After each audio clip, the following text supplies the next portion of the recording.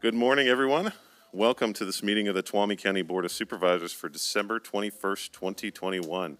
I'm going to look to Supervisor Goldenberg. He's going to lead us in the Pledge of Allegiance, so if you'll please stand.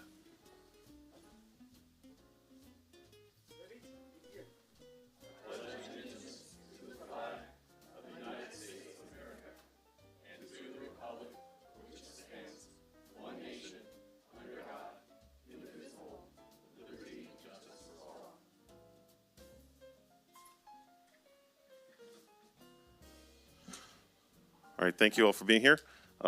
Supervisor Brandon, I believe, would like to lead us in a moment of silence.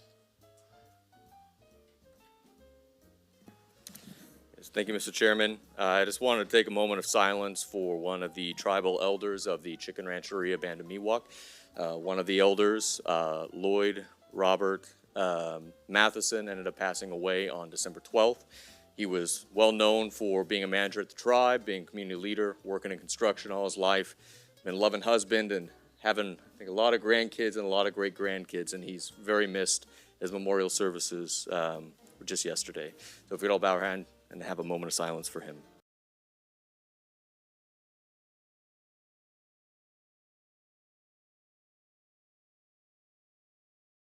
Thank you.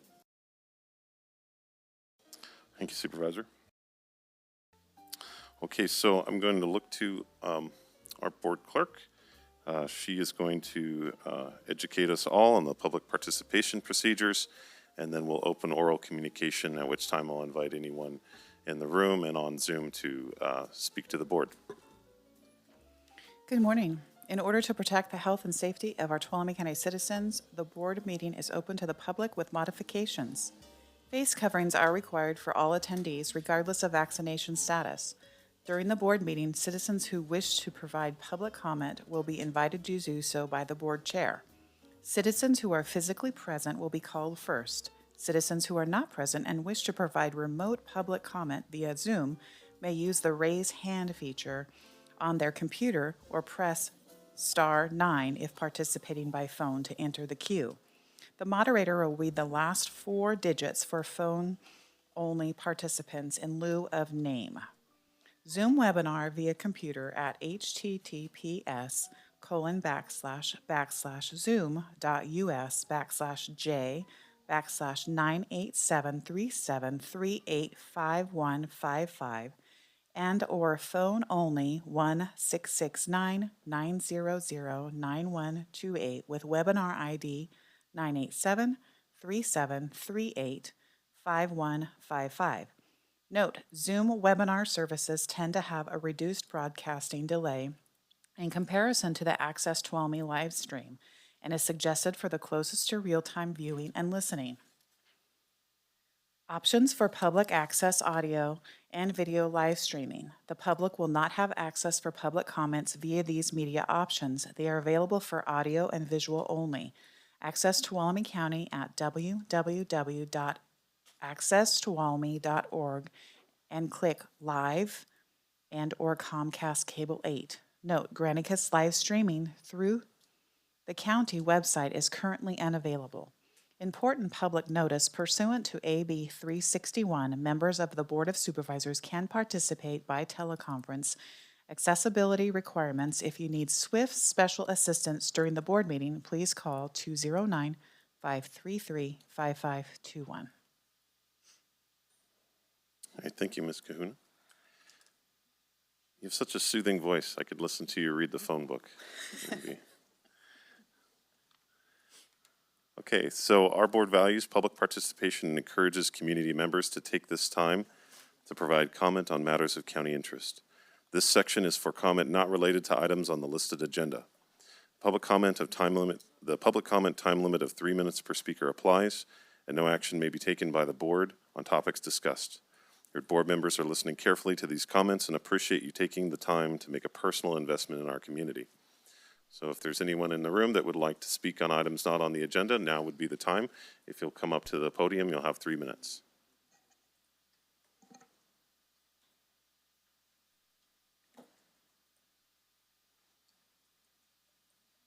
Good morning.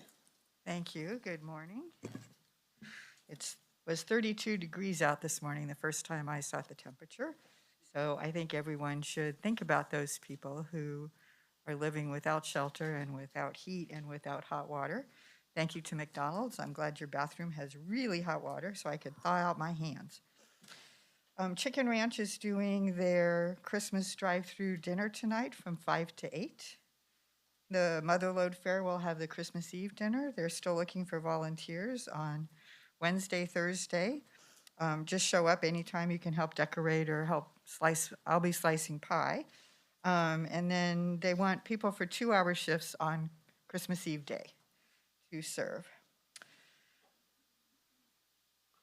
The Senior Center is looking for volunteers who might want to be a Meals on Wheels driver. You don't have to drive every day. If you could fill in maybe even one day a month, that would be great. I saw Sandy Tannhauser tonight, or this morning when I was on my way here. So there are many members of our community who have lost members of their families. So just think about them over the holidays. We have a lot of children in the room, so I would like to remind people that December, once again, is still Drunk Driving Prevention Month. And with Christmas and New Year's coming up, we have a lot of people that like to drive drunk in our county and drive without seatbelts. So please don't do that here. And once again, we really need to take up the topic of how we drive in this community, and I would like to see that, some attention on that in the future. Thank you. Thank you very much. Do we have anyone else from the room that would like to speak? Okay, I'll look and see if, are there any hands raised on Zoom?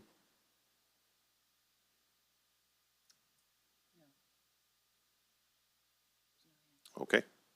All right, we have no hands raised on Zoom, so I will close oral communications at this time. Thank you very much.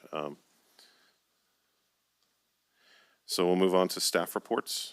Staff may present public service announcements, commendations of staff, and brief project updates. No action may be taken by the board. Good morning. Good morning, Mr. Chair, members of the board. Just wanted to provide a quick update on the community grants program that your board authorized, the $500,000 for nonprofits and local groups. The grant application closed yesterday, and we ended with 68 total applications, and we would need $2.1 million to fund them all. So the review team has their work cut out for them, but just wanted to provide that general update for you. And we'll be keeping your board and the community posted on the results. Thank you very much.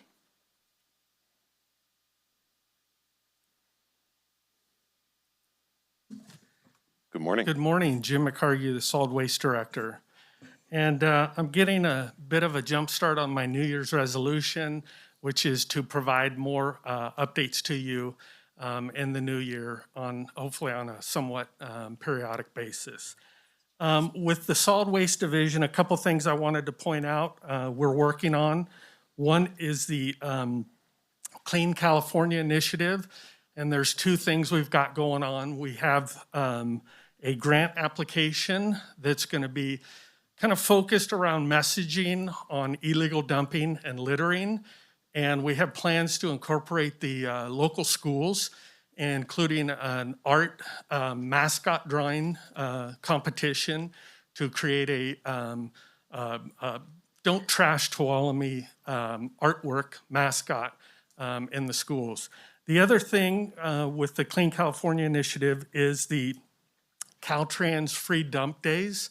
And we're currently working with Caltrans on trying to schedule a dump day for the county, most likely in 2 different locations.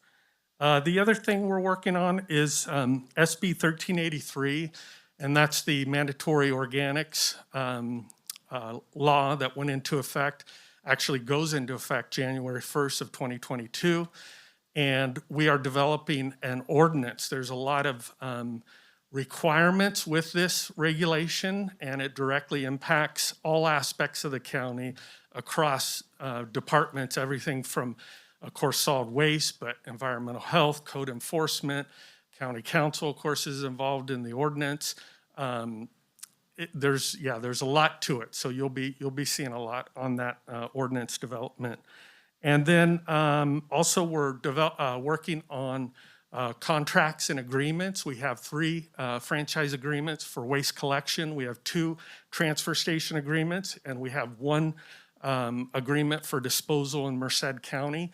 So we really got our hands full in the next year on processing and developing these agreements and the extensions that are included in the agreements. Lastly, I wanted to mention that we did discuss the dump cam, issue at the Solid Waste Committee. There are some legal ramifications with respect to investigations and how the evidence and the information is handled and processed and ultimately taken to law enforcement and the judicial system. So there's a lot to work out on that, but I just wanted to give you an update that it is something that has been worked on. And lastly, you'll be seeing after the new year some ordinance revisions, and one of them is an increased fine for illegal dumping, and we'll be discussing that at the Board of Supervisors. And finally, I want to wish you a happy first day of winter. Today's the winter solstice. Thanks a lot. Thank you very much. And thanks, Jim, for involving the school children in the efforts. Very, very nice. Good morning. morning. Tracy Riggs, County Administrative Office, and I am here today to introduce our new Human Resources Director, Paul Lohr. As your board is aware, Ann Fremd, who had worked with the county for almost 20 years, retired last month. And we, Sarah and I, probably more so than just about anyone else, are very excited to have Paul start. He just started yesterday. I wanted to tell you a little bit about Paul, and then he can talk to you for a minute. But Paul did serve for 10 years in the Navy, and then he has also a Bachelor's of Science in Business Administration and a JD from Whittier Law School. He also has over 15 years of experience in human resources, specifically related to bargaining and employee relations. That is something that Sarah and I are very excited to utilize, and we're looking forward to his assistance. So just so everyone knows, Paul's experience is not only in private, but also in public. He's done consulting. He has worked with cities and counties and special districts.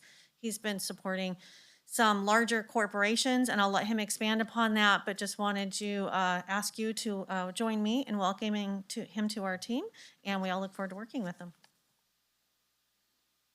Mr. Chair, members of the board, thank you for having me today. It's an honor for me to serve the county of Tuolumne. It's good to be back in the public sector.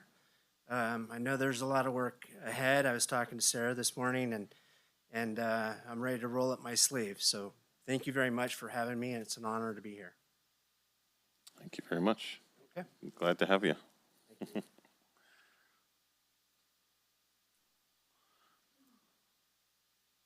All right, are there any other staff reports?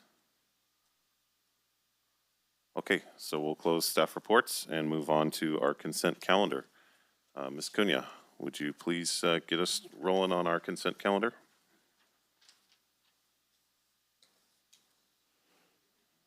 Of course.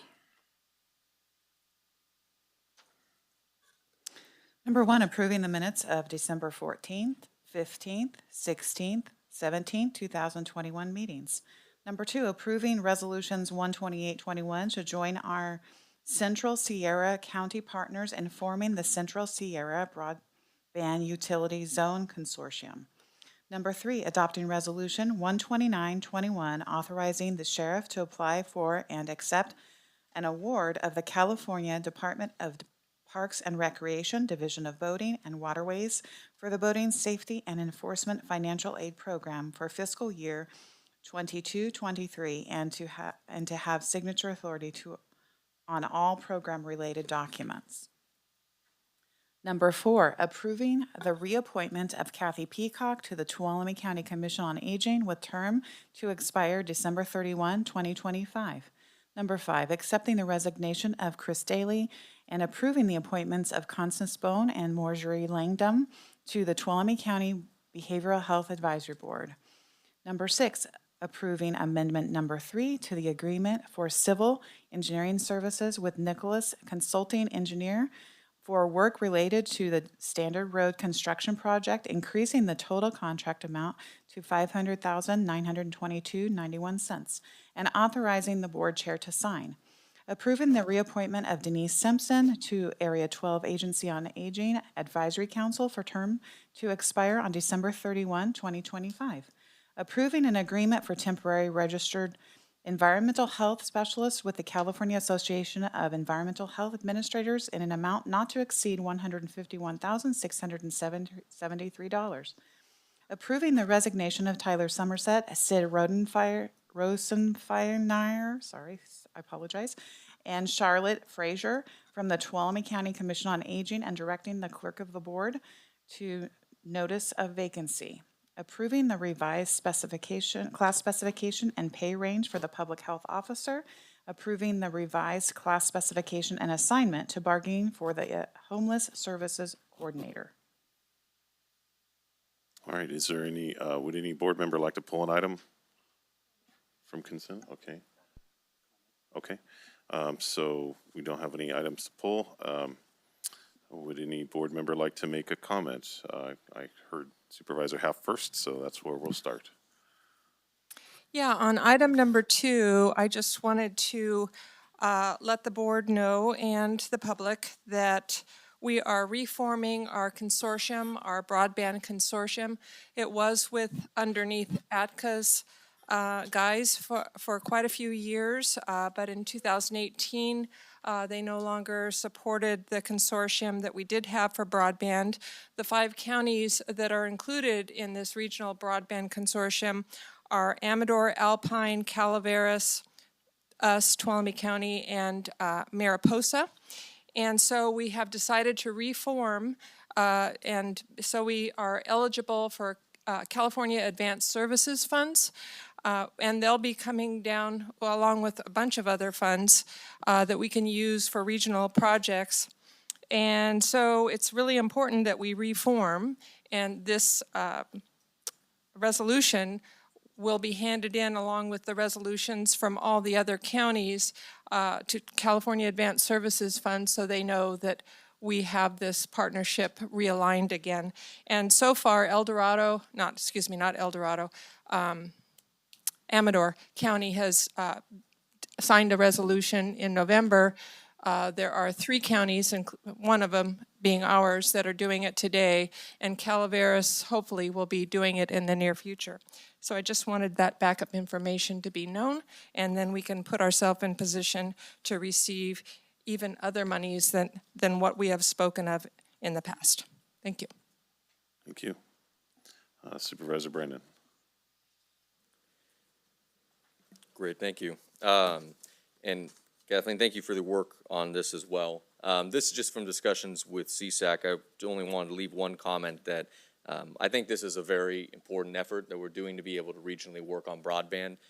I know that we have a very new board. In the past, there have been JPA issues that they're fair to acknowledge. I know, and I think this entire board's intent is to do a lot better with the partnerships and working collaboratively and regionally with that. So, you know, hypothetically, if they watch back on this meeting, I think that's where my head's at. I think that's where everybody's at on that. So I'm happy to see this and another opportunity to hopefully work together and do better than in the past. I also wanted to say thank you to Kathy Peacock again for going again for appointment to the Commission on Aging. Kathy is one of our stars in the community. On the sad side, we're going to be missing Chris Daly from the Behavioral Health Commission, or Behavioral Health Advisory Board. But I'm very excited to have Marjorie and Constance both joining us. They've got a lot of energy, a lot of background in that. I was there for their interviews at the meeting. I think they're going to do a really great job. And on number 9, I just wonder if we don't approve Tyler to resign, does that mean we get him back and be able to keep him at the county? Because he's going to be missed, I think, on the Commission on Aging, along with all the other members as well. So thank you. Thank you. Supervisor Goldenberg. Yeah, I just want to echo on item 4, Kathy Peacock. Just thanks so much for agreeing to continue to serve, Kathy. Your knowledge is most appreciated. And On item 9, when we look at the resignations, we're also indicating Charlotte again, and everything that Charlotte did, in so many ways, as we already described, in the county. And, it's just sad to see, that her, she's departing off the commission due to her untimely deaths. But thank you. Thank you. Thank you, supervisors. Is there any public comment on the consent agenda?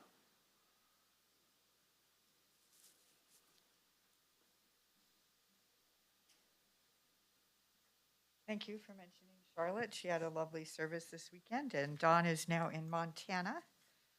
He's going to enjoy the holidays there, so if you want to talk to him, you'll have to wait till he gets back to town.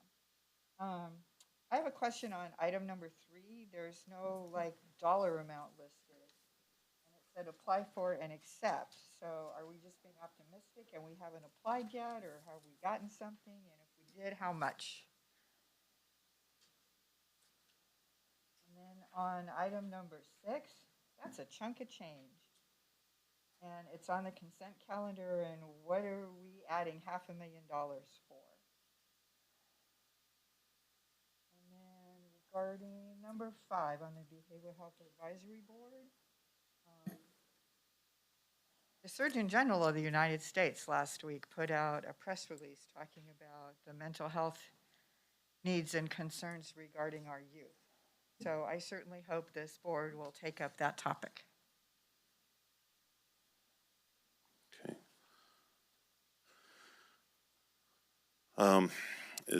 Do we have anyone from the sheriff's office that would be willing to provide a little bit of clarity?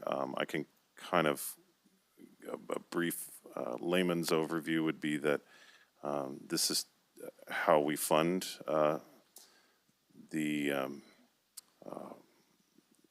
well, we have undersheriff here who can explain it better than me.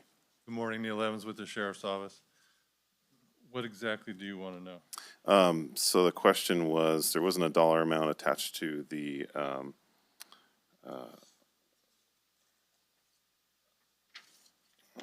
what was it? So from the state, Yeah, 3. So basically, what is the purpose of looking for funding for the waterways, the Division of Boating and Waterways for boating safety and enforcement in Tuolumne County? My understanding is this is something that we apply for every year and receive money from the state to be able to operate our water enforcement resources. Is that kind of how it works? that's correct. We are responsible for patrolling 7 of the lakes in Tuolumne County. And this is a grant that we have received since I've been here. So it's a yearly grant. This year it's for $279,343. The county matches with boat taxes from registrations. And this money, we have 3 deputies and 1 sergeant. We run 4 boats, and we have many volunteers from our CSU unit as well. This provides equipment, maintenance, gasoline, salaries, and eventually we also go for extra grants for boats, new boats, or vehicles as well to tow those boats. Yeah. And it's something that we don't have enough money in the budget for on our own, and so we look for these types of grants, in other words. That's correct. So 279,000, I think was the number. So, Yes, all right, thank you very much. you're welcome. Chair Campbell, also, regarding item 6, my understanding is that it's not in that amount, it's an additional $50,000 towards that contract. And Supervisor Goldenberg, that is correct. It's not increasing the contract by $500,000. It's increasing the overall not to exceed amount to that amount. So your description is correct. Thank you for clarifying. Okay, thank you. So if there's no other public comment, any hands raised? I didn't check that. Okay. So we'll bring it back to the board for more discussion or a motion. I'll motion to approve the consent agenda. I'll second that. We have a motion by Supervisor Brandon, a second by Supervisor Half. All those in favor, please say aye. Aye. Aye. Any opposed? Okay, motion passes 5-0. Thank you very much.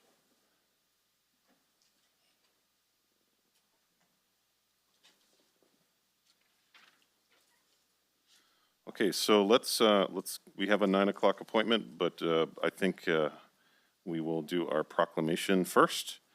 Ms. Cunha, would you please read item 12 for us? Consideration of adopting Resolution 10121, recognizing the Motherlode Nuggets trap shooting team for their achievements and excellence in youth clay shooting. Okay, good morning.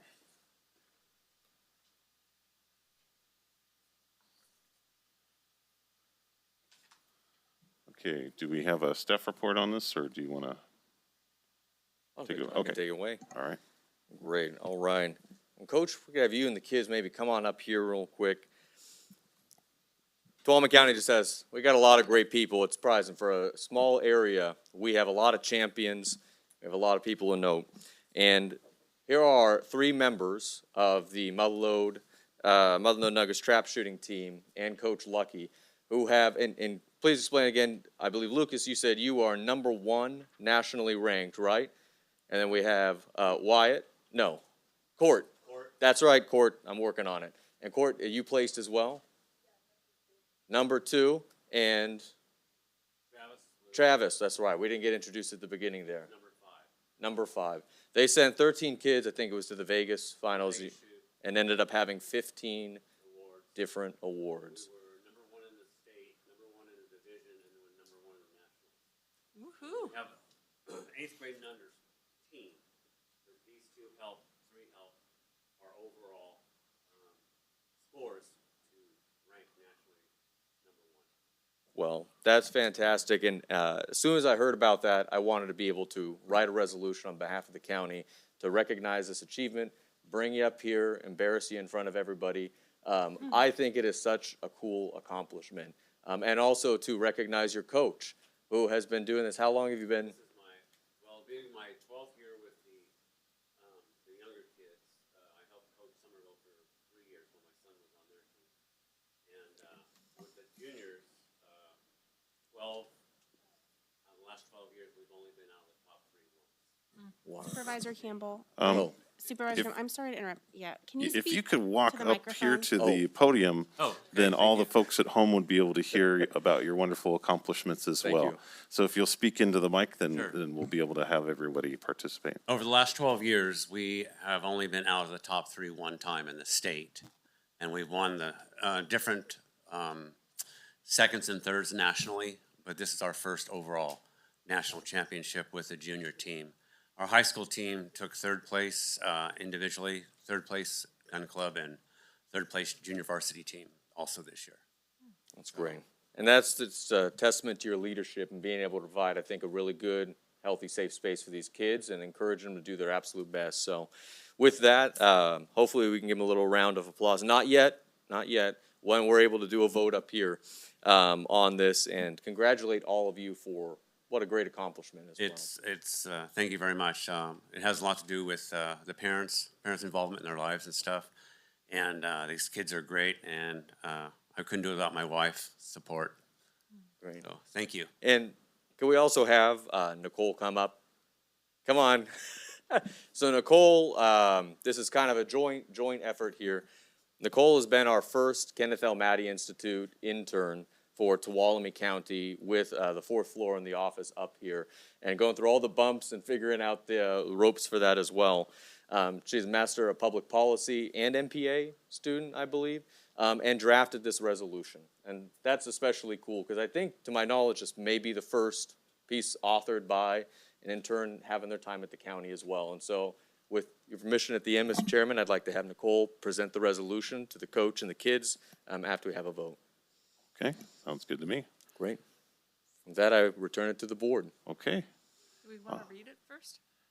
Have somebody read it? so would you like to read the resolution first, Supervisor Brandon? and Love then- to. Okay.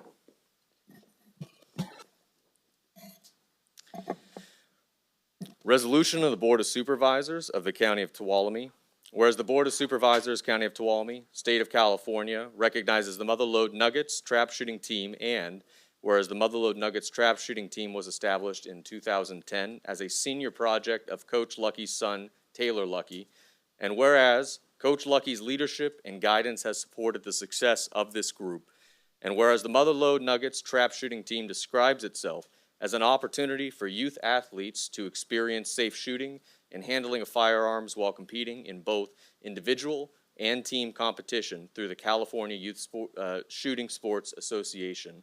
And whereas in trap shooting, a shooter uses a 12-gauge shotgun to target clay discs hurled up to 40 miles per hour. And whereas 13 youth were taken to the U.S. Open Clay Shooting National Championship in Las Vegas and won a total of 15 awards. And whereas the junior team participants, all of whom aged 10, Lucas Berger, Court Leslie, and Travis Long, won first place in the state and national competition. Now therefore be it resolved that the Board of Supervisors, County of Tuolumne, State of California, hereby recognizes the impressive achievements of the Motherlode Nuggets trap shooting team for their excellent performance at the U.S. Open Youth Clay Shooting National Championship. And be it further resolved that the Board of Supervisors, Tuolumne County, State of California, hereby recognizes Coach John Lucky for his contribution to that effort by teaching some of Tuolumne County's youth the value of sportsmanship, hard work, and healthy competition. And be it finally resolved that the Board of Supervisors, County of Tuolumne, State of California, hereby recognizes the exceptional achievements of one Lucas Berger, who has achieved first nationally in his age group for hitting 190 out of 200 clay pigeons. All right. So would board members like to start off, or shall we go to public comment first? Okay, so we'll open it up to public comment, and then you'll hear all about is there anyone from the audience that would like to speak? All right, do we have any hands raised? Okay, bring it back to the board. Supervisor Haft, do you want to start? Yeah, I am just in awe of the coach and the kids that are participating in this program. My hat's off to you. I had no idea that this competition even existed at all. And also that, boy, you guys are the champions of the whole United States. That is just a brilliant accomplishment, and I can't wait to see where you guys, especially the boys that are involved in this. Are there any girls? Okay, so the kids that are involved in this go. I think it's great to have some goals like this to work towards and have it be fun and a healthy type of an activity. So my hat's off to you, this one included. Supervisor Kirk? Yeah. First of all, thank you, Coach Lucky, for pouring into these kids. I think they're pretty lucky to have you. And the parents for being with these kids. These kids wouldn't be who they are without these parents in the room. And I think when I was your age, I was getting in a lot of trouble, which I won't go into. And you guys, on the other hand, are national champions of shooting. So already you're leaps and bounds ahead of lots of other kids your age. And I just say stick with it, keep making good decisions. And I think you're going to have a great life. And the lessons you learn from this and from shooting and focus and teamwork and sticking with it is going to carry you through lots of life lessons as you guys move forward. So congratulations, you guys.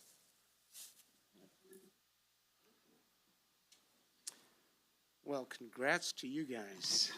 Just tremendous accomplishment, that you did. And was it 190 out of 200? Wow. I've shot a little bit of trap, and just looking at that type of scoring is incredible. So you guys did great. You should be very proud of yourselves, and just glad to see that you've got this program. And thanks, Coach, for guiding them along. Yeah, and I agree with everything the other supervisors have said. Get it in while you can, because I used to be good. I used to be a pretty good shot, and now I can barely hit the side of a barn. So keep it up. Keep up the practice, because I stopped practicing for a long time, and now It's gone. I can't do it anymore. But, all right, I'm gonna have to take you up on that. But it's just a perfect example of, I just gotta say, it's really important to have a good coach, in your life. I learned more playing sport, I shouldn't say this, but I learned more playing sports than I did in school in a lot of ways. And, you should listen to your mom, listen to your dad, but also, if you have a good coach, they can really guide you in a lot of really important ways when you're working on a team. So it's good to see that you have that and you're learning lessons now that you're going to carry with you for the rest of your life. And so, it's great to see that the hard work and the teamwork that you have translates into individual achievement, which you've all done extremely well. So congratulations, and very happy to be able to recognize you. Spend a little bit of our time today to talk about something good in our community. So, and also, since Nicole's up here, I can't go without saying, thank you so much to Nicole for all the work that you've done in the county. And it's just a small example of all of the people that are doing work. The 5 of us are the ones that sit up at the table, but really it's the 680 people that work and volunteer and help the county actually do the work. So thank you for being a part of that. All right, would you like to present them, or I guess we have to vote on it, right? Okay. It still might not pass, I don't know. Yeah, I know, we might not do. So I'll look for a motion. I would like to make the motion to approve and adopt Resolution 10121, recognizing the Motherlode Nuggets trap shooting team for their achievements and excellence in youth clay shooting. I would be happy to second that. Okay, we have a motion by Supervisor Brandon and a second by Supervisor Half. All those in favor, please say aye. Aye. Any opposed?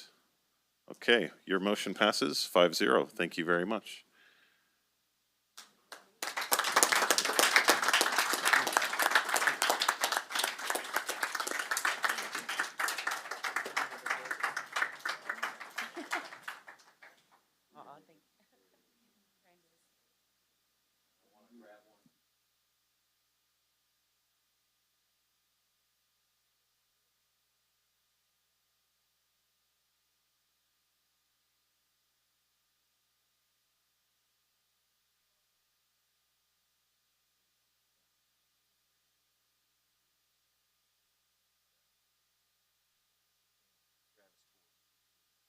Got it this time.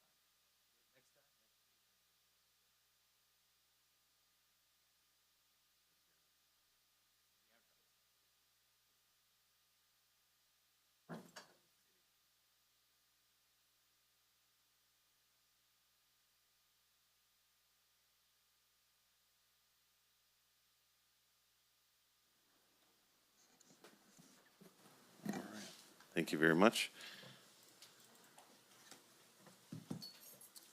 Thank you very much. Thank you. Okay, so we have a 9 o'clock appointment this morning. If Board Clerk will please read our 9 a.m. appointment. Presentation and request to set a public hearing date to consider approval and adoption of the Modesto Sebastian Groundwater Sustainability Plan. Okay, good morning. Good morning. Board of Supervisors, Dory Beats, Tuolumne County Office of Emergency Services Coordinator, and my dear friend. Kim McFarland, Director of Public Works. This is not a dueling piano show, but a dueling Modesto Basin, Ground Basin show. Good morning. We presented a memo, and this is specific to a presentation and request to set a public hearing date to consider approval and adoption of the Modesto Subbasin Groundwater Sustainability Plan. A little background for you and the public. In September of 2014, Governor Edmund J. Brown signed into the law the Sustainable Groundwater Management Act of 2014, known as SGMA, which changed the landscape of groundwater management in California. SGMA is a comprehensive package of legislation that sets the framework for statewide sustainable groundwater management and declares that such authority be given to local public agencies that have either a water supply or land use authority or both. SGMA sets the framework for statewide sustainable groundwater management by local agency. It requires, among other things, the formation of groundwater sustainability agencies, or GSAs, and the preparation of a groundwater sustainability plan, or a GSP. Groundwater basins subject to SIGMA must achieve sustainability within 20 years of implementing their GSP. In 2017, member agencies of the Stanislaus and Tuolumne Rivers Groundwater Basin Association, which includes City of Modesto, Modesto Irrigation District, City of Oakdale, Oakdale Irrigation District, City of Riverbank, City of Waterford, and Stanislaus County, formed a groundwater sustainability agency. This agency has the authority and a responsibility to manage the majority of the Modesto groundwater basin.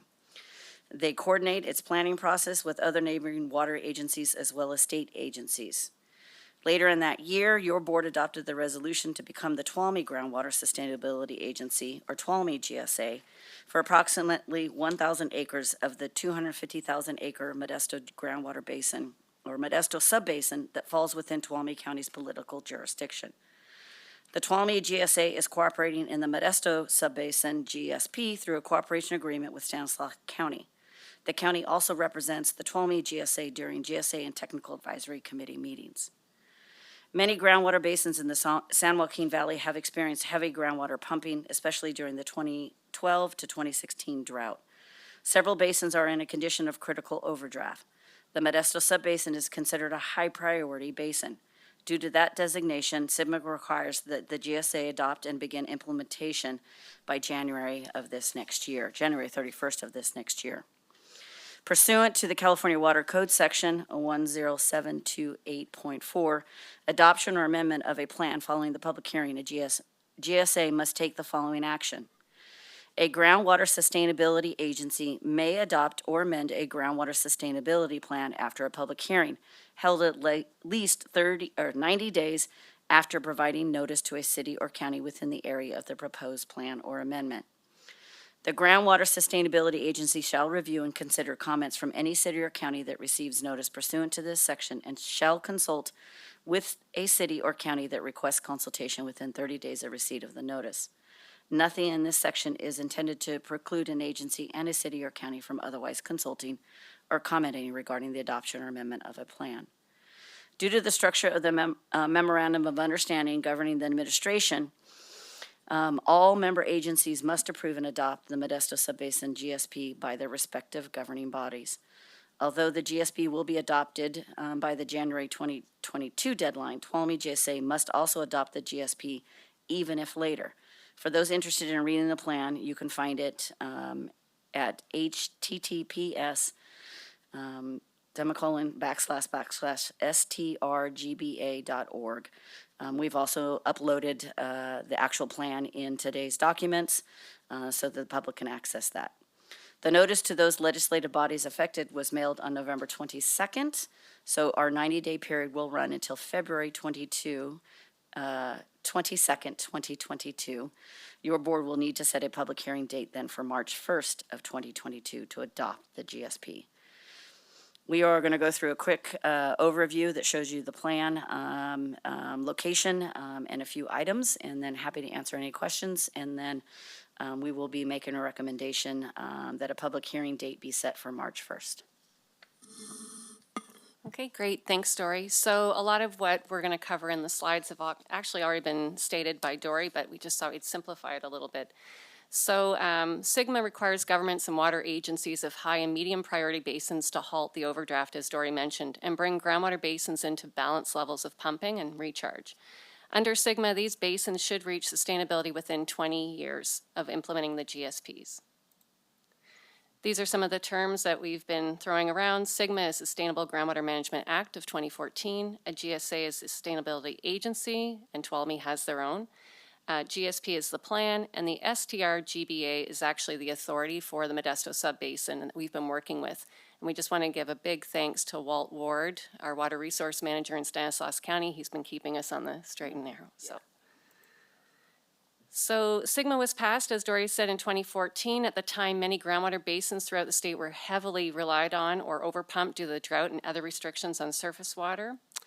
The purpose of SIGMA is really to make sure that there's groundwater for long-term use, and compliance with SIGMA is required for the Modesto Subbasin.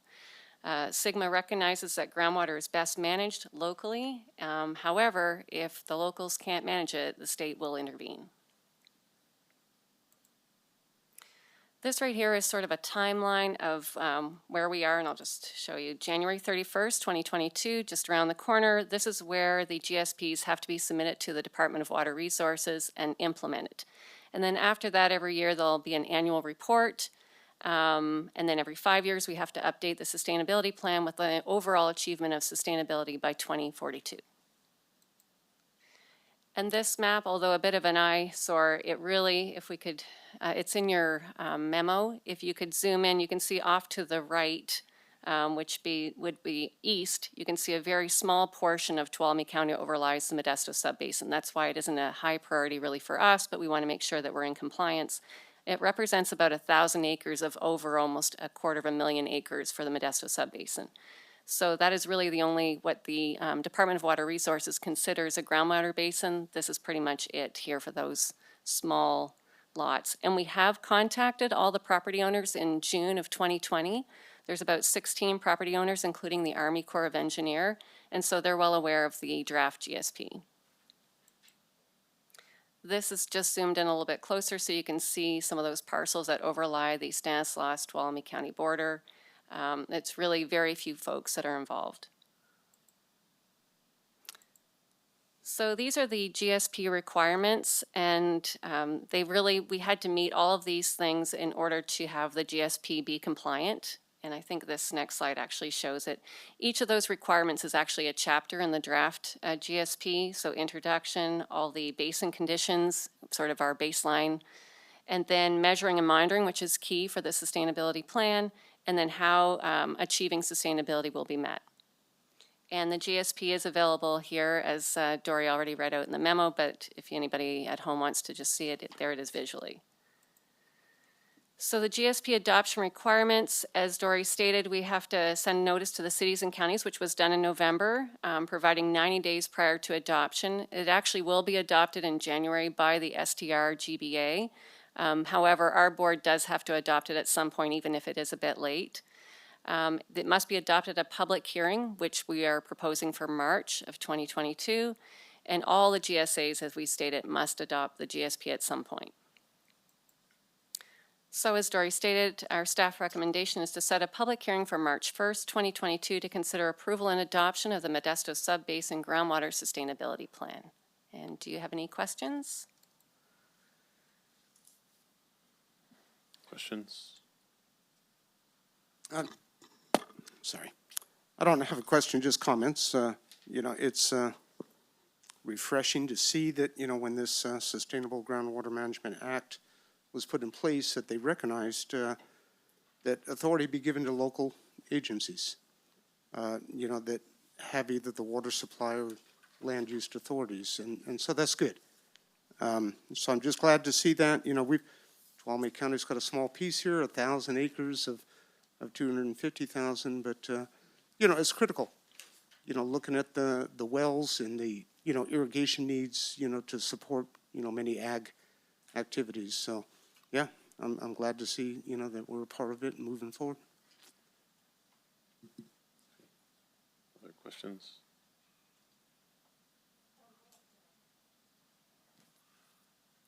Just a comment, more so for the public.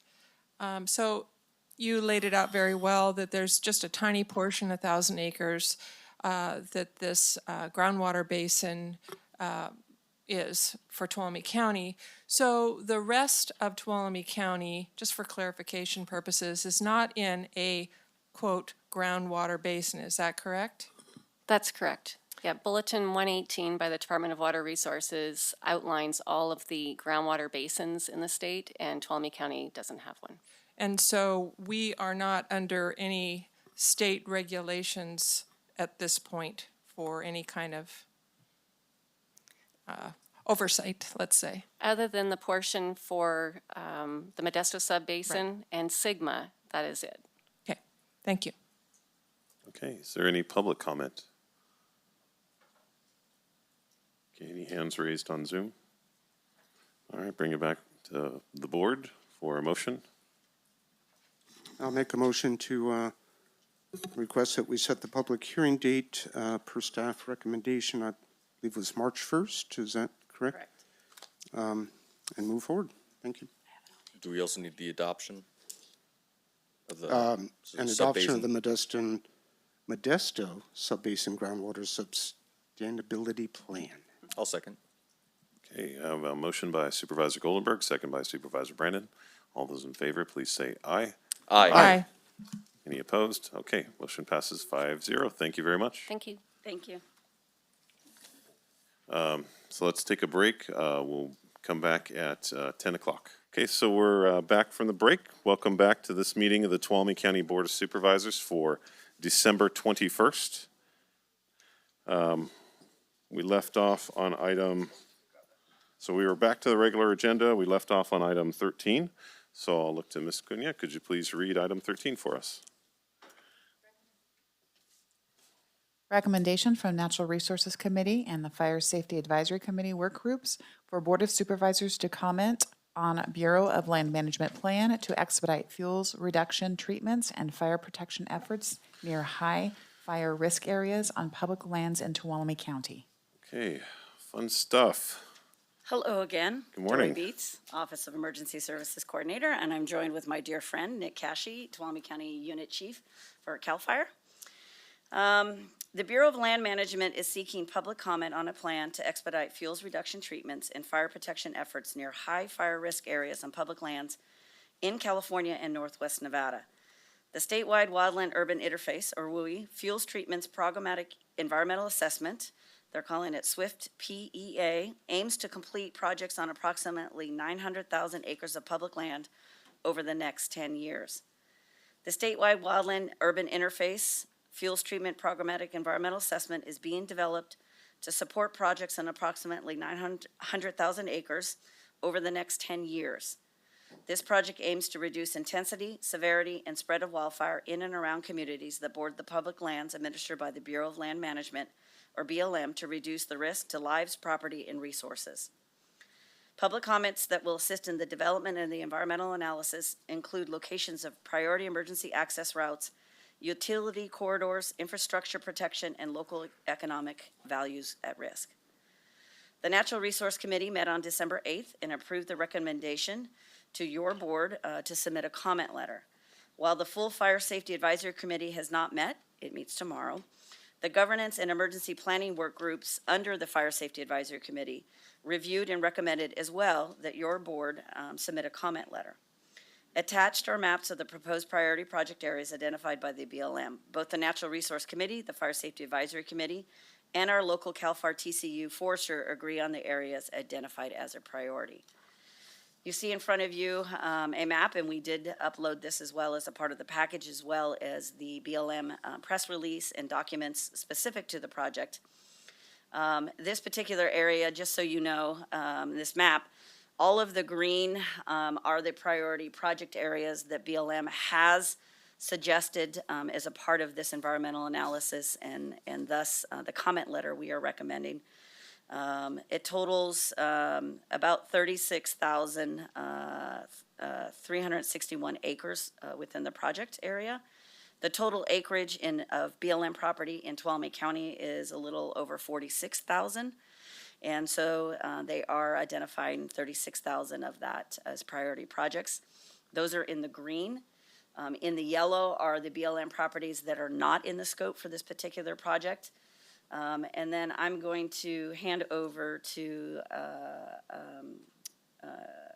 Chief Cashy to talk about the hashed and yellow areas that were identified as priority as well. Good morning, Chairman Campbell, members of the board, county staff. My name is Nick Cashy, the unit chief for the CAL FIRE Tuolumne Calaveras unit and the fire chief for Tuolumne County Fire and Groveland CSD. Looking at the map that was submitted by our Bureau of Land Management partners, a lot of the BLM land is intermixed with private lands, and then also looking at the priorities for in and around communities. So it's kind of hard to tell on this map, but we'll see if we can get to it. There's a lot of good work that's been going on cooperatively between fire safe councils and CAL FIRE staff for fuel breaks in and around communities.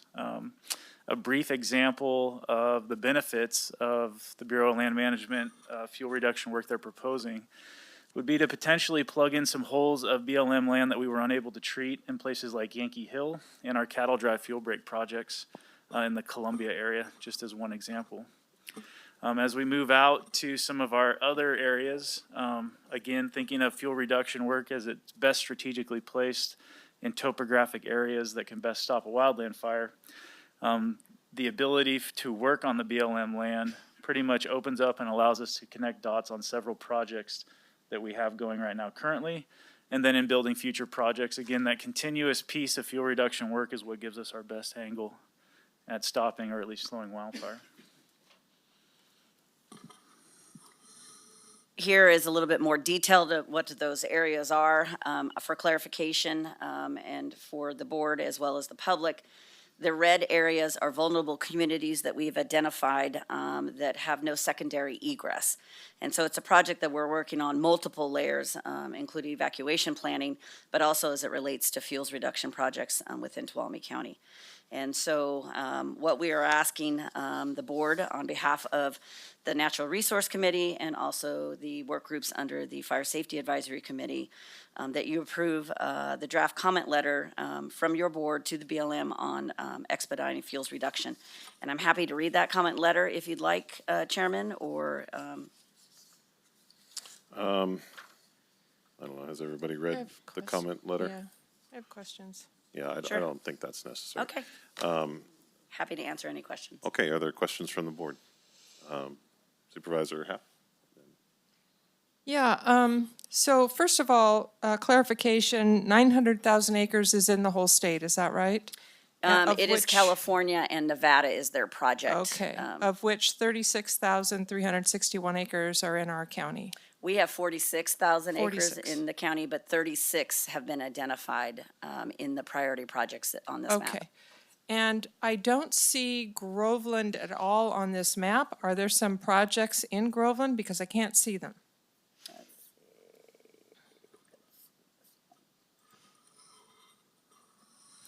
Supervisor Haff, I can't speak to the BLM land in Groveland with the map I have in front of me. There are projects currently going on in Groveland that are outside of this particular topic that CAL FIRE is working on, which includes the Wagner Humbug fuel break and then the Crook Vegetation Management Project. Most of this will depend on if there was BLM land in and around areas in which we're working. And again, this is just speaking from a CAL FIRE perspective that we can incorporate in. Now, any of the BLM land that was kind of in the southeastern part of the county that was affected by the mock incident, those lines were opened up as contingency during that incident, and they remain in good shape today per the unit forester. I see the map area now, and there is quite a bit of the targeted 46 acres in the Groveland area, it looks like, with the overlap of projects that are already being undertaken. Yes. Okay. I just appreciate seeing the whole map. Yep. Thank you. You're welcome. Supervisor Goldenberg? So thanks for the presentation. I sit on both Natural Resources and Fire Safety Advisory Committees, so I'm aware of this. We discussed it, in both committees. Just, comment that I'm really glad to see that, BLM is stepping up here, because they haven't necessarily done so in the past, and there's certainly a lot of parcels throughout the county. I know there's pretty good number in my district, where there's threats. And so by our staff, working on and identifying the vulnerable communities and pairing that up with what BLM is proposing to do, and really it's substantial, right? 36,000 acres out of 46,000 in the county. I mean, so BLM has clearly recognized, that we have threats in our county. I'm just, there's a lot of work that has to be done, and, glad to see that they're doing it. So thank you for all the staff work on it. Appreciate it. Supervisor Kirk? Yeah, just thank you, Dory and Chief, for being here. I know I got several emails from folks, and I reached out to you saying, hey, we're going to discuss this. And you already had it on the agenda and ready to roll, so thank you. My question is, and I would have emailed you ahead of time, but it just came to mind sitting up here.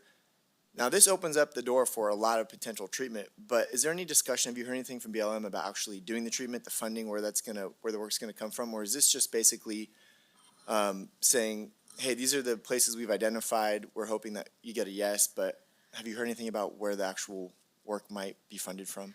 I haven't heard exactly where the funding is coming from. I do know that they're projecting this in the next 10 years. So they've identified that. So there is a lot of money, and Chief could tell you, that's coming down for various sources for fuels reduction and fuels treatments. Okay. And for all agencies. And I think BLM is just one of those that has it has been suggested for them to expedite some of their fuels management projects on their lands. And so I think there's funding that has already been identified, so it's not funding we're waiting for.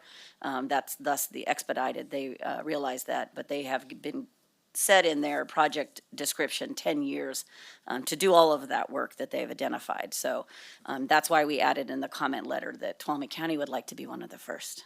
Right. Yep. Absolutely. Thank you. Supervisor Brandon. Great, thank you.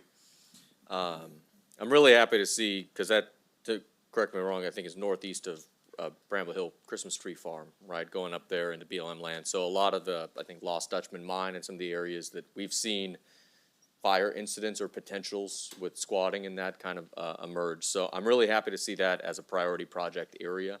I just had a question about Lake Tolek area. You know, it's a pretty low population little section there. It's a pretty large vulnerable community kind of identified.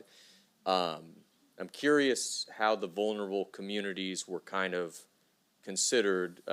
As an example,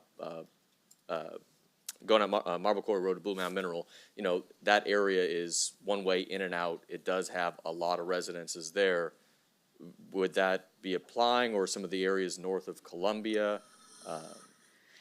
So we're more than happy to come back. This particular vulnerable communities is an additional layer that we've been working on with the county and actually CAL FIRE. It's a required now every year to do a survey, and we've been working with GIS.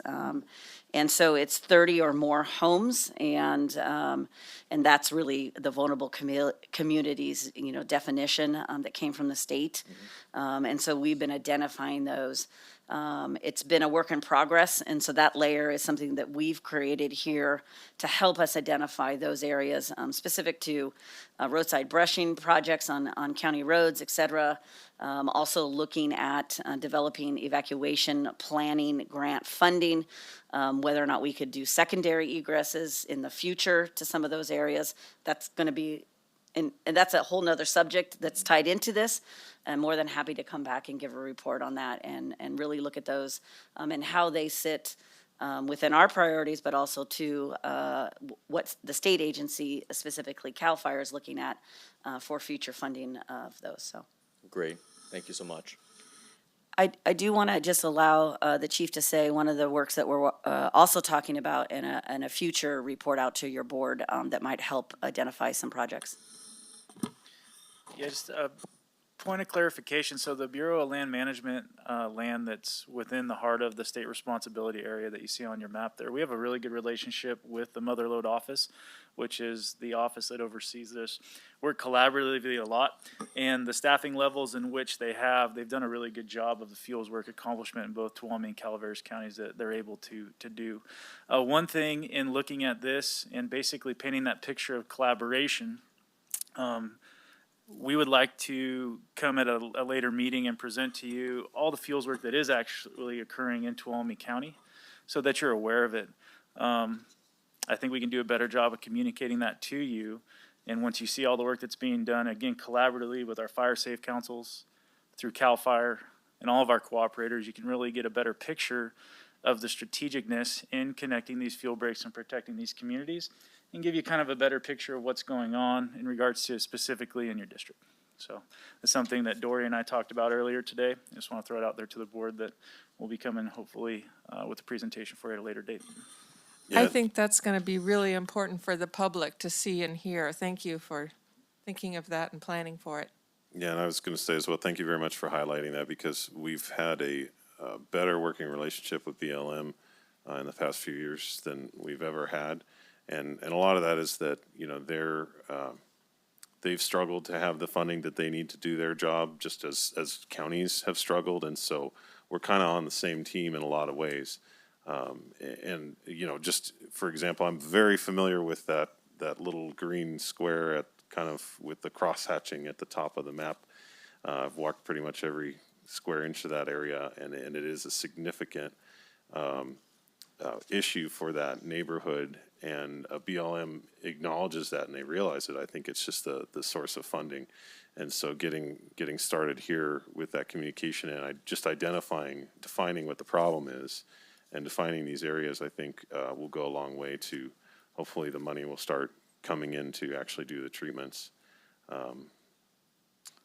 So yeah, we'll really appreciate the working relationship we were able to develop with BLM.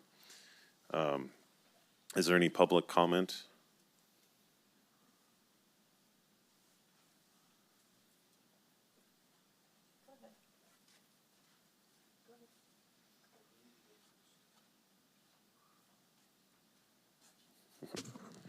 Well, I want to thank you for developing a more cooperative relationship. And I think we should give a shout out to Sherry Brennan, because I think she had a big part in that when she chaired the Natural Resources Committee. And I remember being at a committee meeting, and there were some people that were west of Columbia, and they were next to BLM land, and they were trespassing to do weed eating on that land because they were so concerned about protecting their own properties.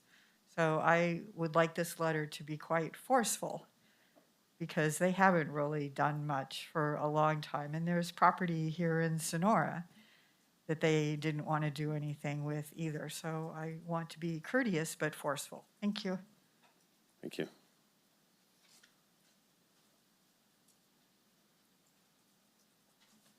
Good morning. My name is Don Nessel. Thank you for the opportunity to speak. I'm so glad to hear that the Bureau of Land Management is no longer the Bureau of Federal Land Ownership only. Management means something. We manage our property. We manage it through grazing. We do hand removal of thistle. We mow at specific times to control tar weed. We have a lot of different methodologies. So I'm curious as to what the methodologies will be. With a fireman here, I guess it's mostly burning, which works. I noticed that Woodside was on the list. It's on Southgate Drive. It's part of the area that was hugely vulnerable during what they call the Washington fire. It's part of the area that I believe that local volunteers should be cultivated to help restore. The problem is the city of Sonora owns some of that property, private ownership of property, plus a BLM. So it would require some sort of working together to make sure that all of it is taken care of and there's no sections of vulnerable property. We have a commitment ourselves, my wife and I and my sons, to help and volunteer, and I continue to push that we look for volunteers rather than spending COVID money to pay for everything that is happening. So I'm not sure how this is happening with the BLM. If it's once again some slush fund money from the federal government, it's not sustainable. It'll work for a few years and then it disappears. We need to have a plan that continues with people working together to keep these things together. The BLM is part of the federal government. I'm part of the federal government. All of us are. It's of the people, for the people, and by the people. I suggest the people rally and work together with the players that can make this happen. Thank you very much. Thank you. Okay, any hands raised on Zoom? Okay. All right. Supervisor Campbell, if I can close public clarify. comment. The fuel reduction methods in which they're proposing, and again, I do not represent BLM, but they are a cooperator and a stakeholder with us, is mechanical measures including mowing and mastication, manual treatments using hand and power tools, prescribed burning, targeted grazing, and herbicides. That's what they have listed. In addition to that, just for educational piece, CAL FIRE also uses mechanical means through mastication. And through cooperative agreement with County Fire, who has a masticator, we provide the operator and provide treatment on our fuels work benefiting the county. So prescribed burning is just one of the areas in which we use. All right, so bring it back to the board for more discussion, or if there's a motion. I'll motion to approve on staff recommendation. I'll second. Okay, thank you. We have a motion by Supervisor Brandon, second by Supervisor Goldenberg. Call for the vote. All those in favor, please say aye. Aye. Aye. Any opposed? Okay, motion passes 5-0. Thank you very much. Thank you. And when you talk to our representatives on BLM, please extend our appreciation for the communication. Thank you.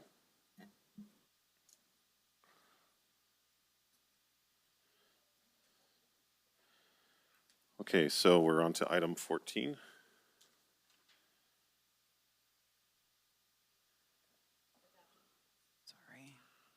Adopting Resolution 13021 to approve the final map for tentative subdivision map TSM 14-022 Menelik Estates. Good morning. Good morning. I'm Warren Smith, your county surveyor, and as with all final maps, this one has gone through the paces, reviewed the conditions of approval, which were imposed at the public hearing at the tentative map stage, have all been complied with, and I have applied my signature and seal that the map is technically correct, and presented to the board for approval is our recommendation. Are there any questions? Okay. Questions from the board? Yeah, Supervisor Brandon. Great, thank you. And looking at this, I immediately thought community element, and I just sent you an email because I emailed Quincy with a question, and it's your item, and so got that mixed up. I'm really happy to see more housing being proposed for Columbia. I think that's great, and overall the parcel map is no issue. I wanted to ask if anything as far as aesthetics within the community plan for Columbia is kind of in scope of discussion today. Well, not today. This is just conditions of approval that were required to be met prior to approval of the map, the final map. And then once that becomes saleable lots, then building permits and historical review and aesthetics come into play. So that's the development part. This merely creates the lots and the public. It's a public street, but it's not. It's maintained by the homeowners association. Great, okay. Now, I think that answers my question. The one concern I do here is to make sure that from Parrott's Ferry, I believe it's section 15.1.8 or whatever it is in the Columbia community element of maintaining the aesthetics along the corridor there, the fencing in particular, to try and have something that is to an extent hiding, preparing people for the entrance to the park and hiding some of the development that is very necessary and good, but doesn't need to be visible. But I look forward to the chance to be able to bring that up, hopefully sometime in the future. Okay, thank you. Any other questions? Is there public comment? Okay, hands raised on Zoom. All right, bring it back to the board for a motion. I'll make a motion to adopt Resolution 130-21, approve the final map for tentative subdivision map TSM 14-022 Menelik Estates. I'll second. Okay, thank you. So we have a motion by Supervisor Goldenberg, second by Supervisor Brandon. All those in favor, please say aye. Aye. Any opposed? Motion passes 5-0. Thank you very much.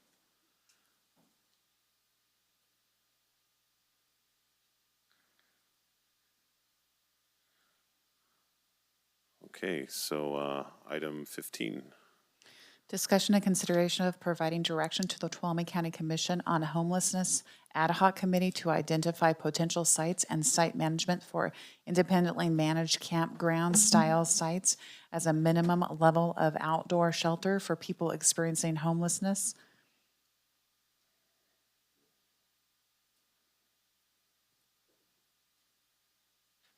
Okay, hello and welcome. Good morning, Good Chairman morning. Campbell, members of the board, Ms. Creo, Ms. Riggs. My name is Rebecca Espino, Health and Human Services Agency Director.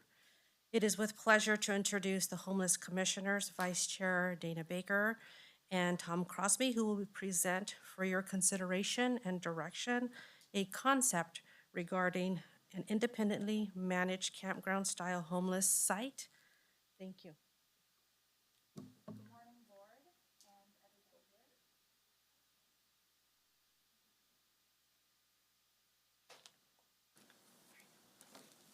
Good morning. Good morning. My name is Dana Baker. I am the Vice Chair of the Tuolumne County Commission on Homelessness, which was created by your board earlier this year to address the many facets of homelessness in Tuolumne County and to provide a channel of public participation on this issue.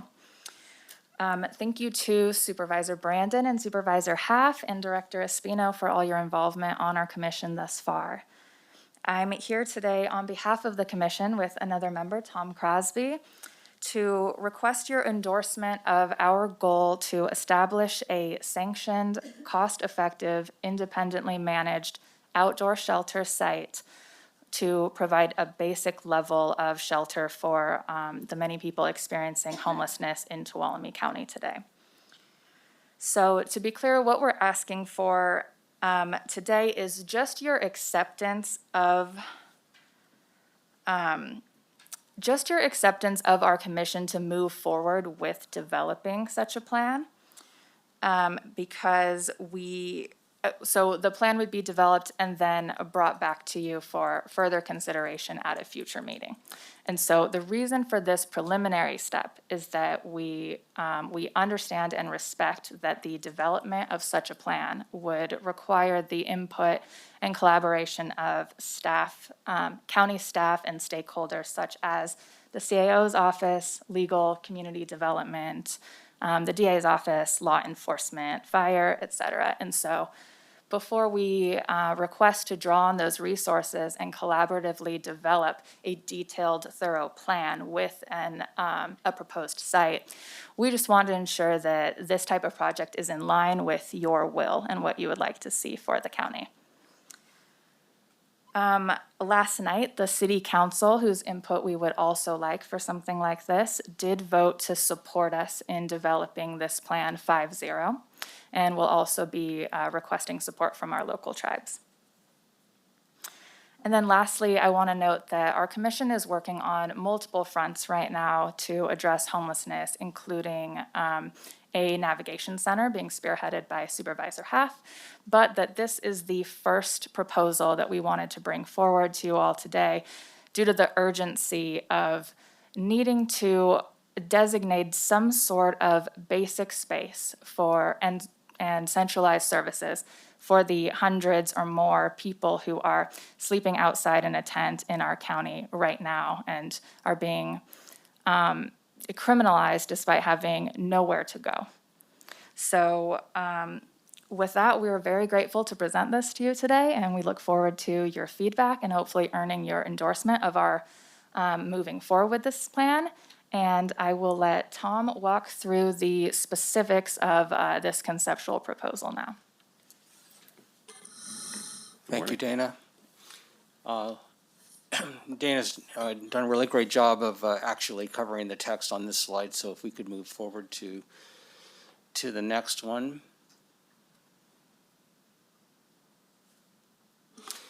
Okay, I think we also covered much of this as well. Our commission is working on a broad range of potential solutions. We've gone through sort of an organizing phase, and we're really beginning to get into some of the technical detail, and we're stepping back to be a bit more strategic about what we believe might be our best and first approach to solving one segment of the need for our unhoused. And I would define that as those that you see camping in the forest and alongside the roads that would like to have an option other than where they are that they could choose, that where we could have a sanctioned environment that's safe and secure that has better amenities, but also provides a point of, a focal point for our county services and our faith-based services and our private organizations that are advocates for these individuals and want to serve them. So essentially, let's go to the next slide. Essentially, we're looking at what other communities have done. This particular picture is of ice fishing tents that are contained within a secure environment.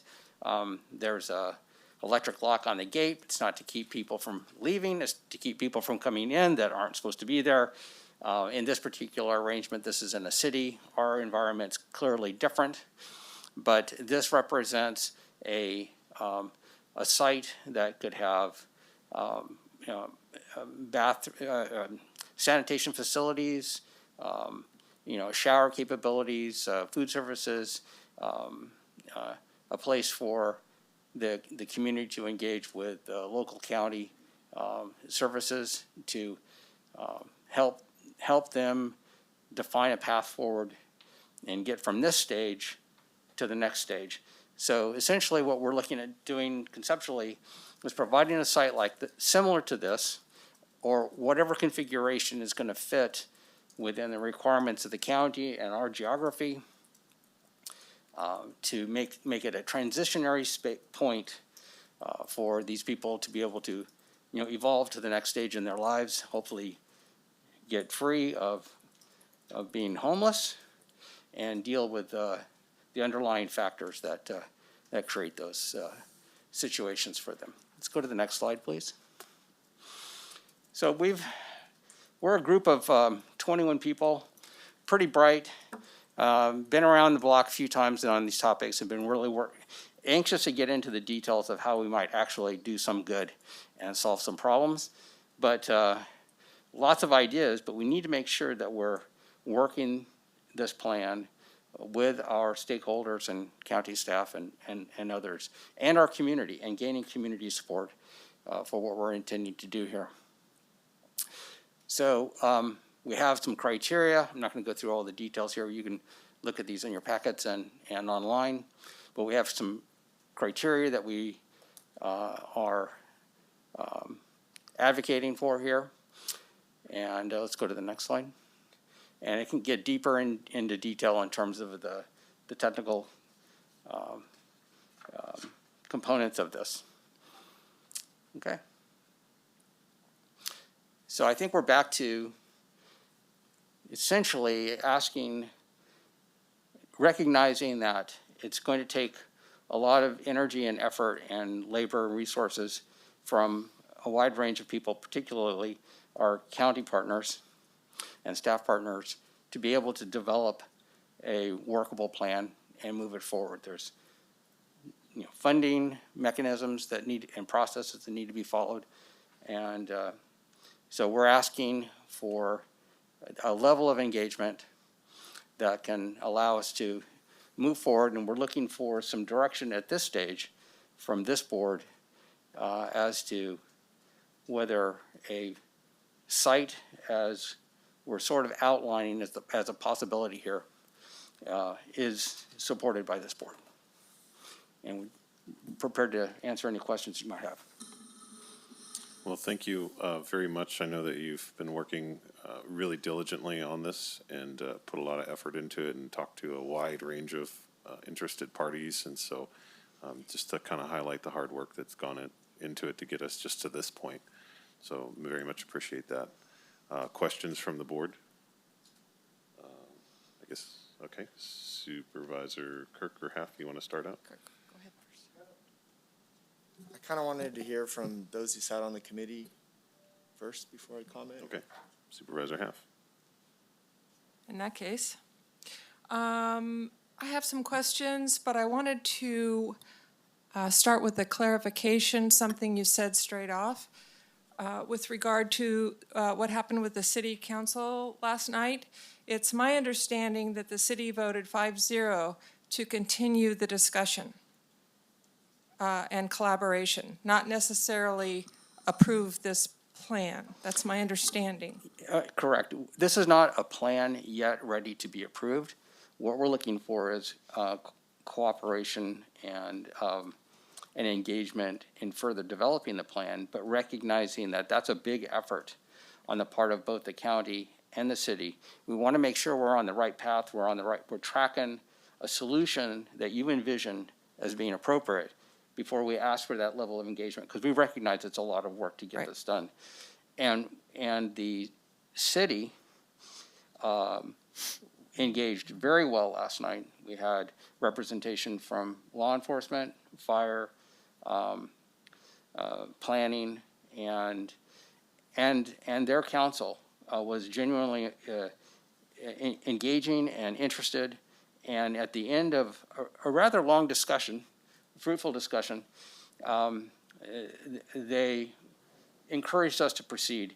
They felt that the county's view on moving forward was important for them collaboratively. Right. I just want to make sure we're all on the same page and understanding what transpired.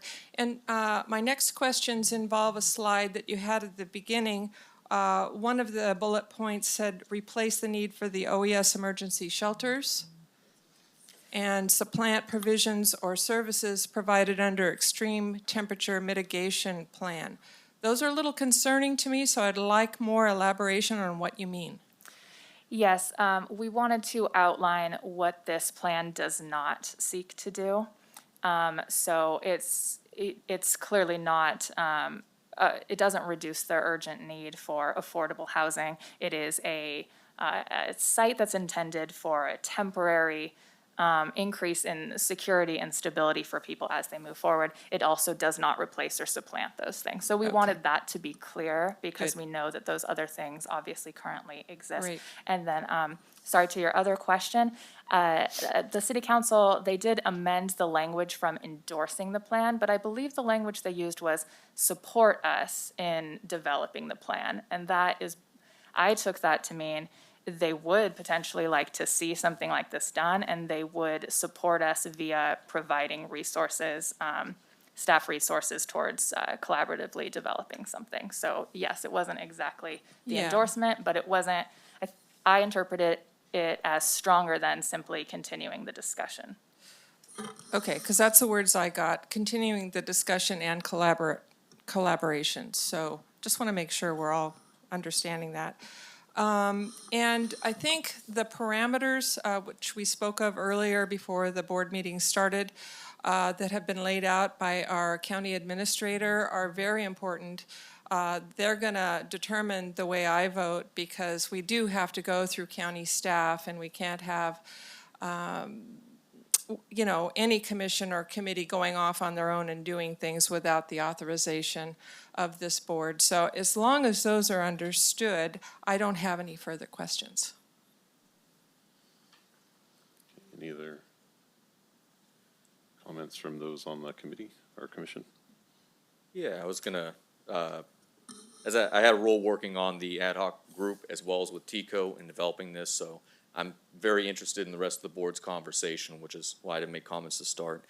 I think as we saw presented with Kathy Peacock talking about a lot of the interviews that she's done with the homeless population, it's heartbreaking to know that with the temperatures we're seeing right now, especially for women, especially for children, families out there, seniors, what we're doing, the environment that's set up is something like over 30 unsanctioned campsites all around the county. These are frequently on private lands. It presents a huge difficulty for property owners. It's expensive to clean up or difficult to bring out volunteer crews. Pollutes our waterways, has issues there, and it's not safe for these people. Homeless populations tend to be one of the ones that are victims of a lot of crimes, many of which go unreported. That's partly the environment that it is in. I think this is not meant to be a solution to fix homelessness because that doesn't exist, right? We are talking about a multifaceted problem that needs a lot of tools in the toolkit.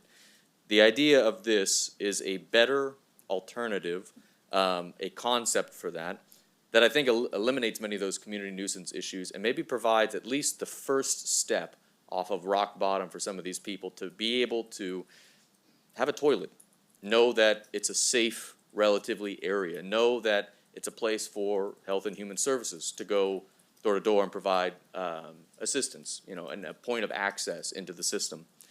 And I think this is, as Supervisor Half eloquently stated, this is trying to solicit that buy-in. To say we've had a lot of discussions, and this is one targeted, specific problem that while we don't have the land yet, we don't know exactly the details, which I think want to be developed.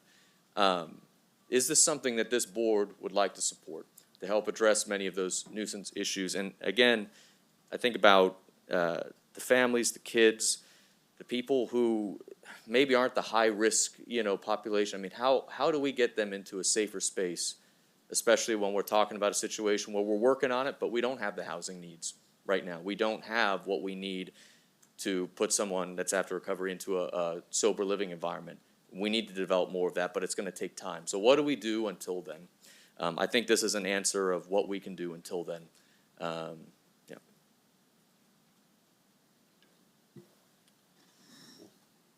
It's okay? Either one. Yeah. Thanks for presenting. I really like the idea that, first of all, that you're bringing this to the board just to talk about where you're potentially looking to go. And that's very important. And, in the board memo, discussing, including the appropriate stakeholders, county departments, law enforcement, very critical to having this. And so I'm glad to see that. We did have a meeting with the city, this past week, and it was productive, and we discussed homelessness. And the city is being proactive in moving forward in some areas, and I would personally like to see that we collaborate with the city wherever and whenever possible. Understand entirely, we're looking at the safety of the population, right? Because there's a lot of issues, and these folks, they're people, right? And sometimes I don't feel that we recognize that as much as we should. They have very real needs, very real concerns, safety included, but we also need to look at the safety of the community and where we potentially locate, any of these types of, camp, areas. So I'm in favor of that, but I would not like to see that this keys in on the city of Sonora. I think there's other areas that need to be considered that could be easily adaptable. I've had a lot of people, come to me, with concerns about Resiliency Village and where they're located. But I think their program has proven itself. They're doing well, and they have support of many people. And yes, some people are not supportive. We get focused in on the whole NIMBY thing, right? Not my backyard. Hear that over and over and over again. But where do we establish these, right? And so we need to be able to expand our horizons and not lock into any specific area. I really endorse this concept. Want to see more information. There's a lot of support, that comes out of Rebecca's, shop that, helps these people. We've made a commitment from the county, on staffing. And, so that's good. And I'm really appreciative of Supervisor Half's, desire to move forward with the navigation center, because I think that becomes a key component in this whole situation. So I just wanted to, put my thoughts out there so that you understand, and, please consider that, there are locations and we can provide transportation. Tuolumne County Transit can do it. We have people that are willing to travel to locations that maybe not be quite as close in. But, we need to consider those, and we need to consider the neighbors and the businesses, right? Because the businesses have had a lot of issues. And so my district includes the entire city of Sonora, and that's been a huge concern on their part. So just want to, put that out there, looking forward just seeing more information and, seeing where we can go with this. Thank you. Thank you. Thank you. Okay, well, I have lots of things to say, but I'm going to try and just keep it as short as possible. I keep looking at the memo. Why are we here? Why are we having this discussion? It's, do we want to endorse this? I have to keep reminding myself, do we want to endorse this? Do we want to have conversations moving forward? And I like that the discussion is to come back at a later date after talking with all the partners, because I think a lot of people know where I stand on the homeless issue, and I don't want to get into that too much. But what I definitely don't want to do, whether I support some aspects of the discussion or the movement, whether I agree or disagree, what I definitely don't want to do is, as a supervisor, have a lot of really committed people, really smart, brilliant people work on this project, and then the board, we say it's a priority, but are we really acting like it's a priority? Are we putting resources like it's a priority? Because although I don't necessarily think, and don't take this wrong way, I don't think homelessness specifically should be a priority, because there's lots of populations that are also vulnerable. But if as a board, if as a majority, we have decided this is a priority, then we need to make it a priority. And I think what I've observed from the outside looking in is it's been very slow moving, because I think we're all trying to figure out how to move this forward. And for me, if it's going to be a priority, then we need to get the connection, and we need to put resources towards it. Otherwise, for me, we're wasting everybody's time. And the more you waste people's time, you're just, it doesn't work well that way. So I wrote down here acceptance to move forward, to develop a plan, and then, Tom, a level of engagement to move forward. I think what our board needs to do, what I'm hearing, is we need to commit moving forward that this is going to be one of our 5 priorities. Either it is or it isn't. And so if that's the case, which we're saying it is, then we should move forward with a plan. And I have some concerns, like for me, the big thing is some of these sites, if we designate a spot where these tent cities are going to be, or these sites are going to be, what happens to those previous sites? Are they just going to fill up with more folks? So are we just growing the problem, expanding the problem, making it easier over here? But so I have some, I'm just voicing the concerns so you can hear me. So when you come back, what are we going to do with the other sites? What's the sheriff's input as far as, we talk about safety and community policing. I don't know how homeless people are going to police themselves. I don't think it's realistic. Just sharing that with you. When we talk about these cities, are we segregate? Or is there going to be a potential plan to segregate women with children, those who want help, those who are drug addicted? I think for anything to be successful moving forward, you have to have that has to take place. It's just my opinion. Is there drug testing? Are there rules to abide by?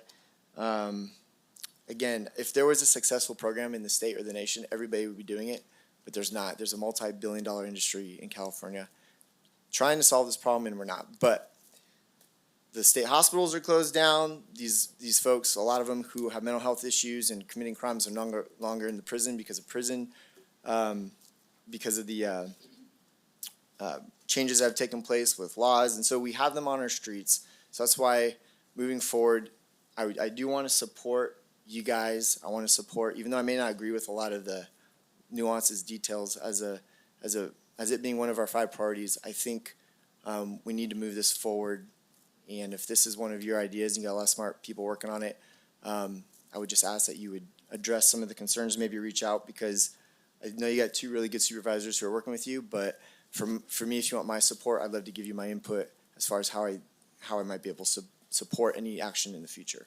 I have more things written down, but I think I'll just leave it at that. And the key point is, if it's a priority, then we need to make those connections, bridge the gaps, the communication, the resources, and not say it's a priority, but not act like it is. So, and that needs to happen with actions. So thank you. Thank you. Yeah, and I think Supervisor Kirk, you kind of touched on something that was pretty central to me, as well as, how much time and energy do we want to have staff put into this? We need to, get a real clear idea of that, because this type of thing does take a lot of energy.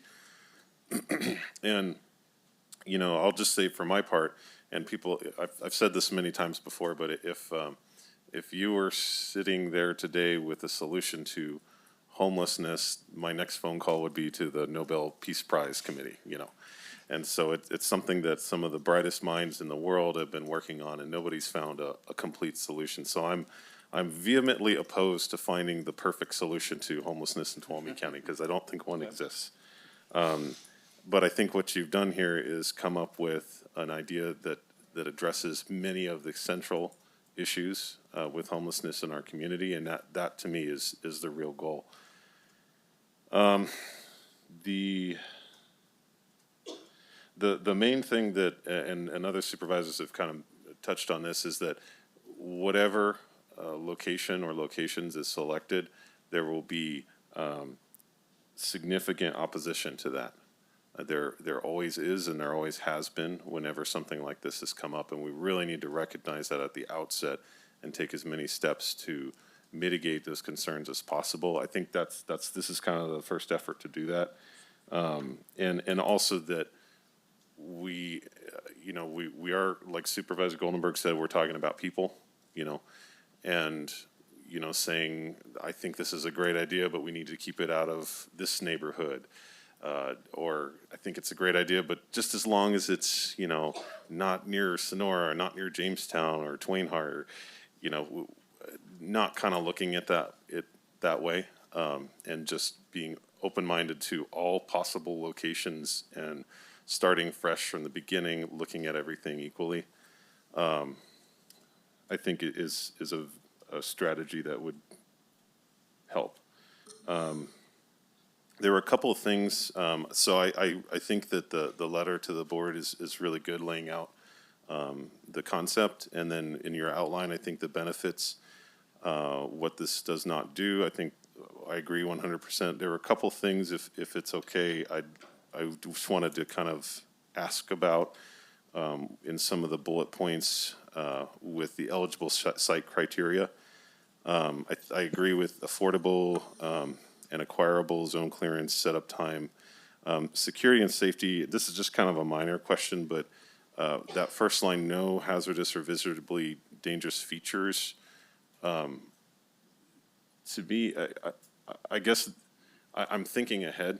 So if this was going in next door to me and I didn't want it there, I would take that and I would say, well, there's a highway or there's a road, or to me that's fairly broad. What would constitute a visibly dangerous feature? So I was just kind of wondering what was the thought process that went into that phraseology? The Camp Hope site had many dangerous and visibly dangerous and unacceptable features. I think what we're looking for is from a land slope, drainage, and an access perspective. We're looking for something that we can get local transit to. People could potentially ride bicycles, that kind of thing. So these are some of the factors that we wanted to consider. We're not saying that we want this to be out of sight and out of mind, but it needs to be not in the sight lines of our tourists and homeowners and community in such a way that that it distracts from the beauty of the area. So we want to be very sensitive to that aspect of it. The security fence would be one that has the plastic shielding on it, so that there's some privacy for the community behind it as well. And it's not, it doesn't look like we've just, aggregated a bunch of trash together. It needs to be a managed site that's kept clean and clear and safe. We're very sensitive to the visual impact that it could have to the community. So that's one of the criterias. And then under that item is also defensible space for fire safety. So, we talk a lot about what is the safety of something like this going to be like. Well, there are currently people all over the county in very dangerous, particularly fire dangerous spaces, and something like this would allow people to migrate from some of those dangerous places in the woods to, and I don't have to, mention the Washington fire that we had that, was demonstrated how dangerous certain sites can be. So this would be allowing us to all work together to choose something that's safe not only for the people there, but for the community at large, because it's well managed. We also need to make this attractive to those we wish to serve. So we need to be able to attract people out of their current situation and into this space. So it does need to have an aesthetic appeal. And thank you very much for that additional clarity on that. What I might suggest, could we, and I understand this is a conceptual outline, so that there's some wiggle room there.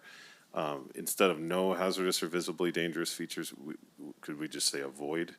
Because, there again, I'm kind of just looking out into the future that in the eye of the beholder, anything could be a hazardous or dangerous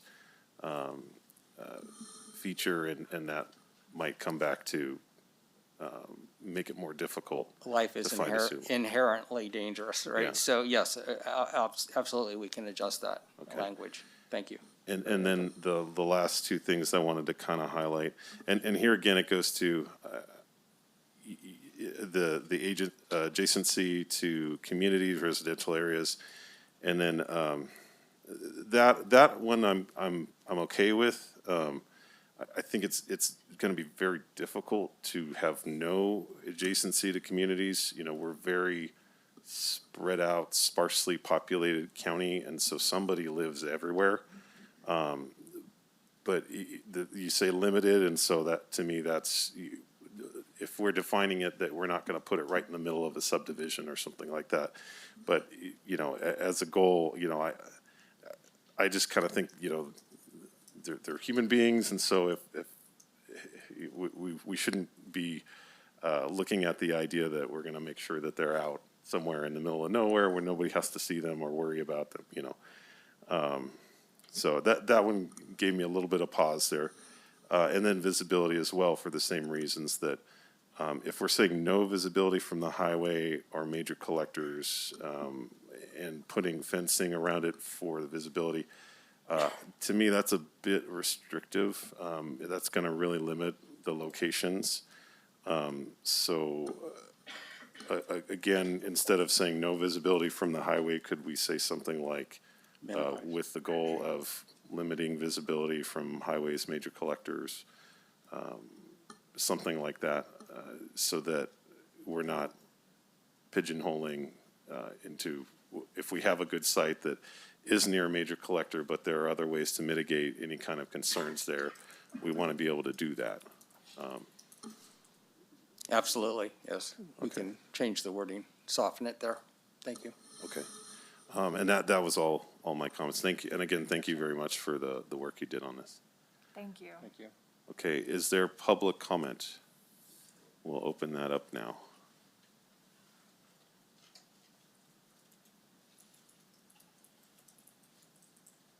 Hello, welcome. Thank you for the opportunity to comment on this.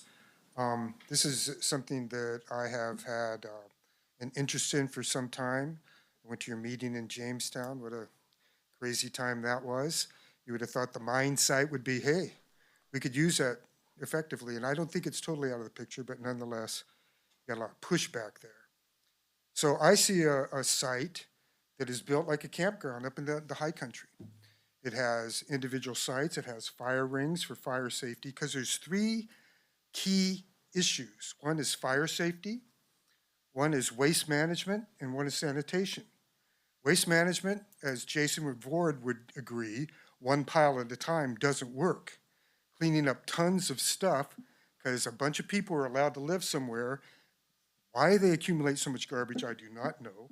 But nonetheless, it's a big mess, and it looks bad. And so, yeah, this is a great idea, and I like it.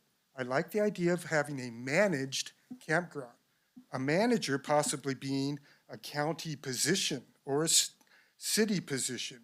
The manager of the campground who teaches them how to build self-esteem, how to give them responsibility. Hey, you can clean up your site. Let me show you how to do it. Cause them to be a community, so they're involved.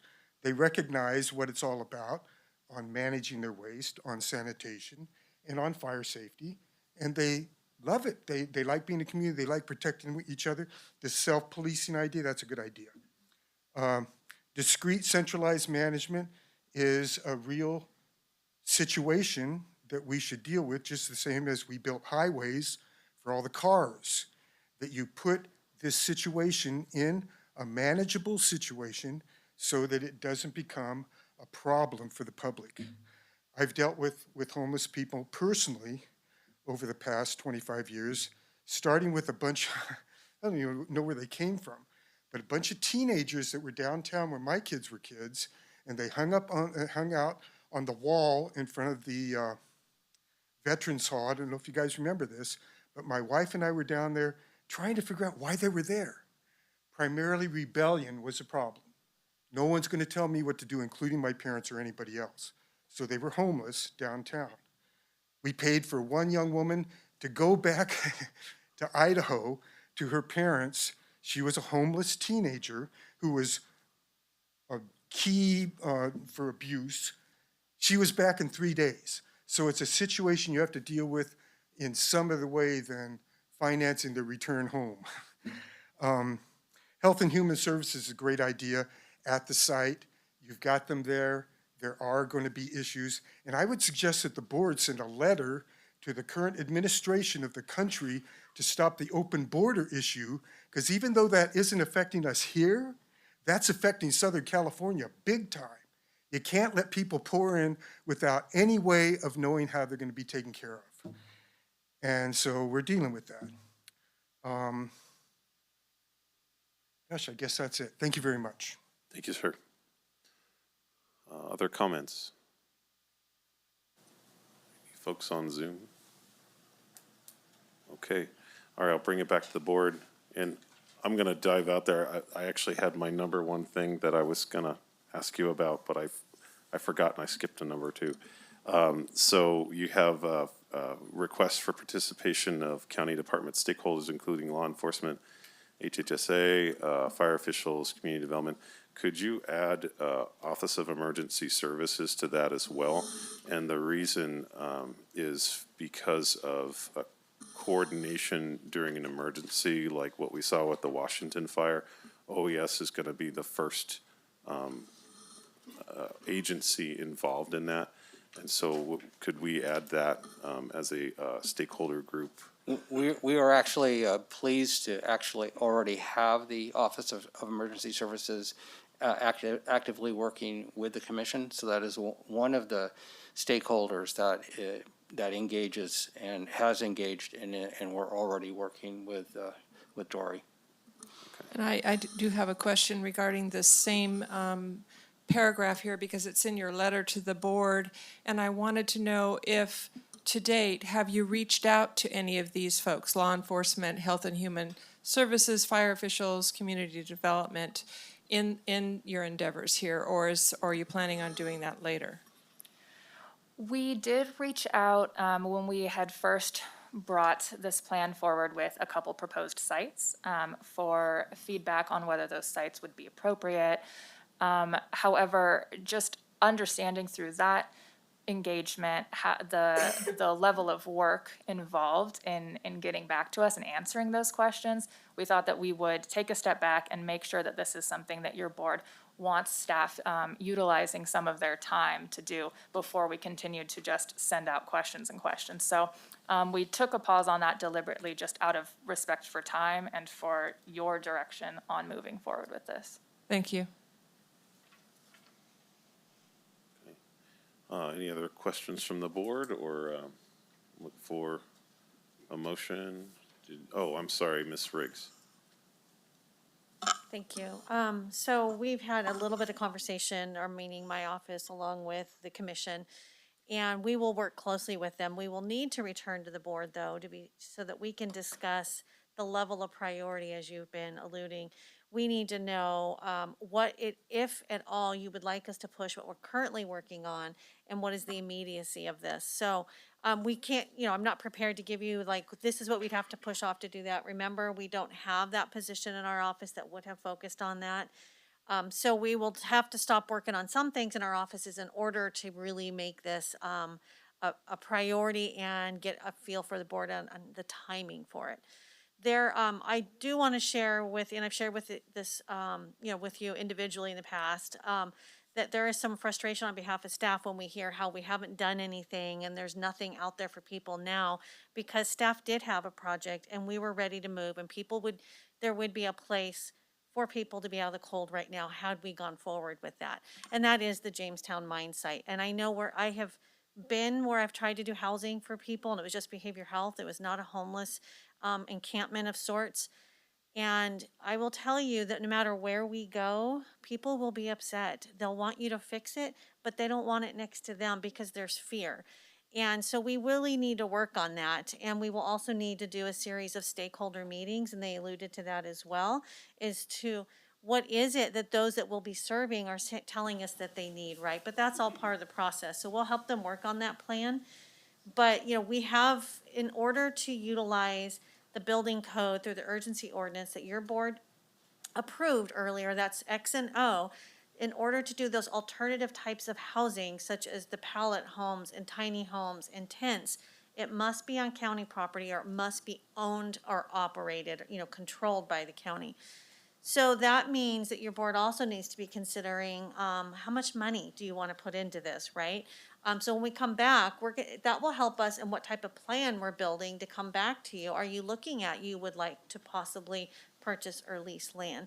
Do you want to purchase tiny homes or go with tents? There's a lot of complexities here that when we talk about this, we need to have more detail from your board. So when we return, we'll have a list of questions. We'll need yes or no's as well, which will help us develop a more detailed plan as we move forward in the types of sites that we would look at. But prioritizing and funding are the two biggest questions we will have from your board that, we're asking you now to be thinking about that, and we will try to get something together as quickly as we can so that we can give you what our departments might have to push off. It's not just Sarah and myself, it's Quincy, it's fire, it's the sheriff. I would say Public Works will be involved in that. So it's a meaningful project that has a potential to make a great positive impact in the lives of people in our community. But we do have it's a complex and complicated topic, and it's not just an easy thing to say slap a plan together, right? Which means we need your board to tell us at what level do we prioritize this with the other work that we're doing. And we'll return to you in January so that you can help us prioritize where this is with those other projects. Thank you, and thank you for your presentation today as well. Thank you. Thank you. So do you need direction? What are you looking for direction on that with respect to this, what we're deciding today? Today, really what I think that they're asking you for and what staff needs to know, is this something that you want us to move forward with? If that is the case, and I think that it probably is, then we'll return we can spend some time with the members of the commission to get an idea of how much time we think we're going to need. But what we need to know from you is, yes, we think that we want you to prioritize this. Yes, we want you to work on returning to us so that we can tell you what we want you to push aside. And then we will need to come back to you. We don't need the idea of funding right now, but we will need to know if your board is interested in expending funds on this, and the idea of maybe leasing property or purchasing tiny homes and the pallet homes or tents, because these will things that we'll have to have, not to mention, the portable showers, the portable toilet, all of that kind of stuff for hygiene will need to be an expense. With time, I believe that we will be able to put a program together like other counties and cities have done, where the community comes together and they help to fund these types of things. But in the beginning, your board will need to put some type of resources behind this, and I'm speaking financially here, in order to get this going. And so we will need to know what that is, so that as we're putting a plan together, we know what your board is willing to put forward in terms of resources. So today, just yes, please start working with the commission, come back with us with how, with the list of the projects potentially this could affect if you start working on it. And then when we'll do that, that will also help us understand where how much time and what we're gonna push aside that your board is going to support. So I have kind of a suggestion or an idea, and it's going to create more work for your commission. It's okay. Since what Ms. Riggs is saying is that, we can have great ideas and great plans, but if we don't know how much they're going to cost and how much energy it's going to take from the county, they're just going to stay ideas. So are you planning, when you're looking at these sites, to develop, a budget? What would it cost to implement? Okay, so that, and I should have assumed that you had already considered these things. Yes, we've explored multiple models for this, but it is very, very complicated, and we want to make sure we're past this threshold of being able to engage with the stakeholders to get clarity around the most appropriate model, what's going to fit within ordinance, what's going to fit, within the services that we have, the balance between the distance between this pilot site that we'd like to build and the services that it requires, all these factors. But it's a very big job, so we just want to make sure that we have alignment to support it. Okay. And so what would you be looking for, Ms. Riggs? It would be a proposal of, like, say you found 3 sites, I'm just throwing that out there. What would it cost to activate each of those sites? What would be the estimated time contribution from the county? Would you be able to come back to this board with that type of information? Supervisor Campbell, can I just interrupt one? I'm sorry, but I think it's important information. So, as you know, with government, there is a process for everything. So, for instance, I think it's maybe not appropriate for the commission to do some of this work only because they might not have all the information that they need in order to do the work. When it comes to leasing, purchasing a county site, there's a process in the government code that we need to follow. So not that they wouldn't know that, but that's something that staff would have to assist them with. When it comes to actually doing work on that site, prevailing wage is going to kick in, again, something that they might not be familiar with. So I guess what I'm trying to get at is that staff needs to work really closely with them on their plan to make sure that they have all the information they need before they can actually return with a cost. And really, and I'll defer to Ms. Riggs, it's really going to be up to the CAO's office because they're going to have the most information when it comes to what that might look like. So that's kind of where I was going with how do we prioritize? Because we will get input from the commission like we do with any of your board committees and commissions. But when it comes to putting a budget and outline together, that's something we need to work closely on as we listen to the commissioners and their ideas, as we bring government code and state regulations into that mix. These are things, as Sarah said, that they may not know. They'll learn as we work through this process. But spending time to identify sites, we have to go through an RFP. We need to give the community a chance for them to contact us and respond to those proposals and let us know what they might have available. That's when we find out what your board might need to put up in the type of resources. But we will also be working with the commissioners when we talk about the types. When you talk about housing for those experiencing homelessness, what are the types of housing? And we don't do this right now, but these are the things we have to consider, and it will drive the cost. I will tell you, I will never come forward with a recommendation for myself that you put people in tents. I will not do it. What I will recommend to you, and the commissioners may feel different, we'll work this out, is we look at those pallet homes, tiny homes, something that actually has, some structure that adds some safety and warmth and a place for them to be. But these are all things that when we come forward, we give you the cost for tents, we give you the cost for pallet homes, for tiny homes, all of those things. And we talk about how big will the first area that we have, but we're not talking about one, right? We're talking about having to have multiple sites, and these will not be short-term because, as I've discussed with you, we all know, where are they going to go? Even if someone gets on their feet and gets a job, the affordable housing is so limited. So thinking in some counties, they do 60 to 90 days in these sites. They're not, how does someone do 60 or 90 days when we don't have a place that we can transition them to? So these are the complexities that we need to work through with the commission And part of that will be what Sarah said, us bringing in with their ideas, we then overlay that with all of the state regulations, county policies that we must follow. And then we bring back to you what that looks like. The first one will be, how much time, not how much time. If you tell us to go forth and do it, we will do it, but we need you to know what we'll have to push aside in our offices to make that happen. I think it's really important to do this in chunks, and I think the first step is identifying acceptable sites first that you feel are acceptable, and then vet it through the board. Without that, you don't have anything, and then going towards CAO Riggs' suggestions about vetting it with the public, and then developing a budget for, what model we're going to use and how much that's going to cost for the infrastructure, for basic sanitation needs and so forth. So I think the first charge is to identify acceptable sites that you bring forth to this board for full vetting. And that process does need to go through an RFP process because you may identify sites. What we are able to do, if you've identified sites, we know who those landowners are, is you can encourage them to respond to the RFP. And that's where that helps if you've identified sites.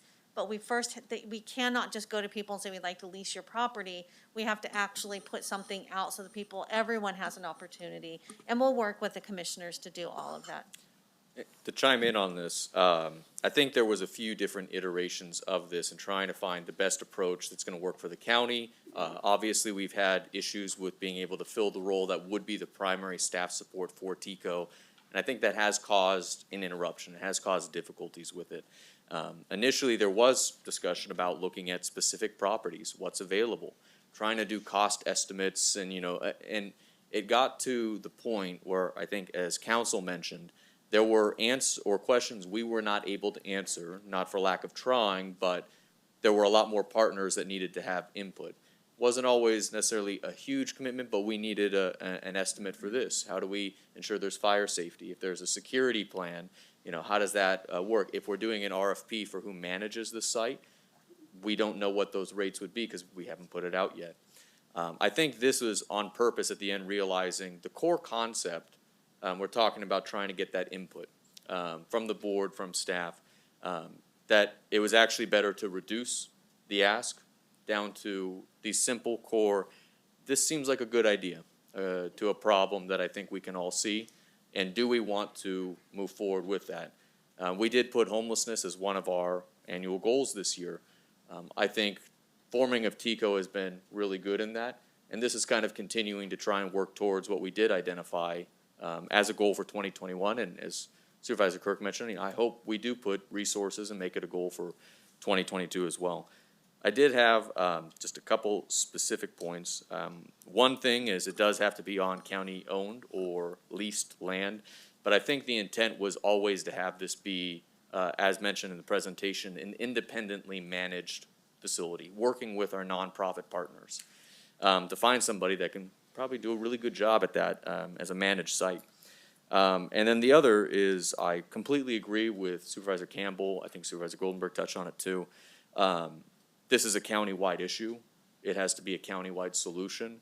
We do face a challenge that when it is in one area, that area feels targeted.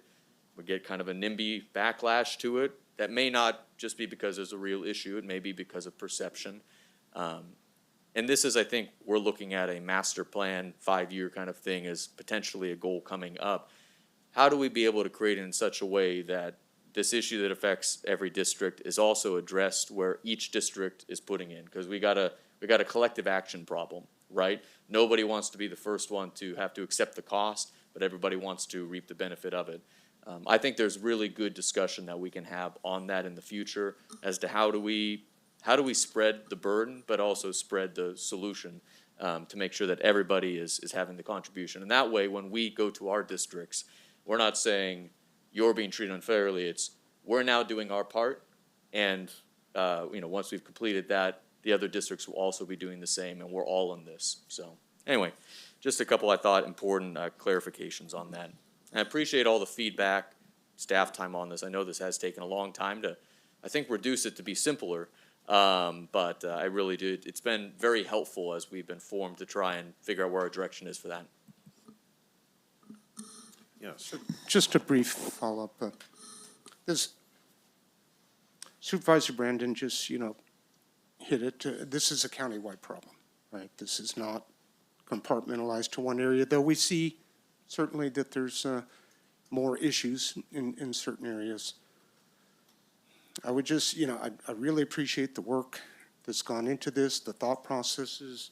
Supervisor Campbell had some, a little bit of editing concerns, which I'm supportive of. We need to move forward, right? I don't want to be here a year from now talking about, are we going to do this, right? We need to figure out a plan and do something. Okay, thank you. I agree.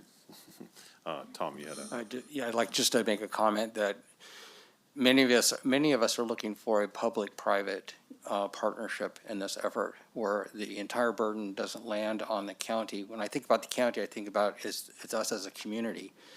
And so whatever mechanisms the county can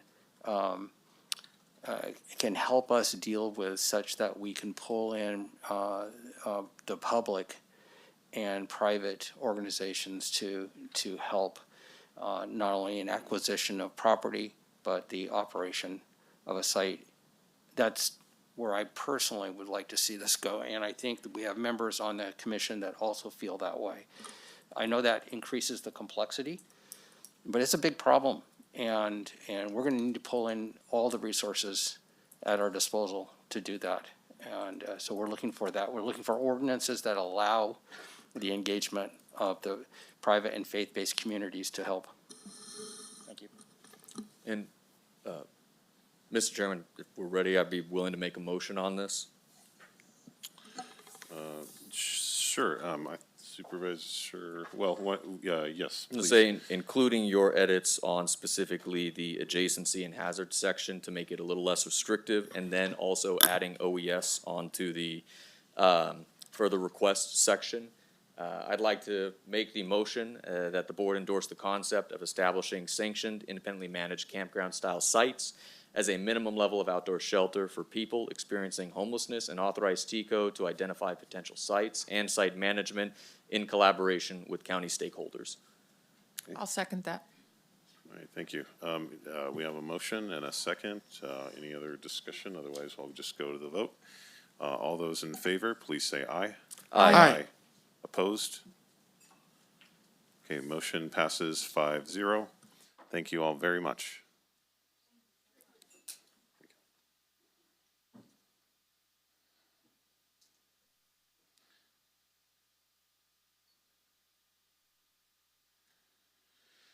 Okay, so now we have a decision to make. Would we want to take a short break and come back and then work through lunch?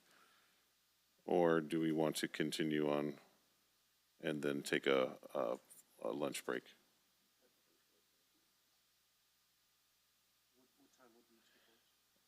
So noon, probably, or so.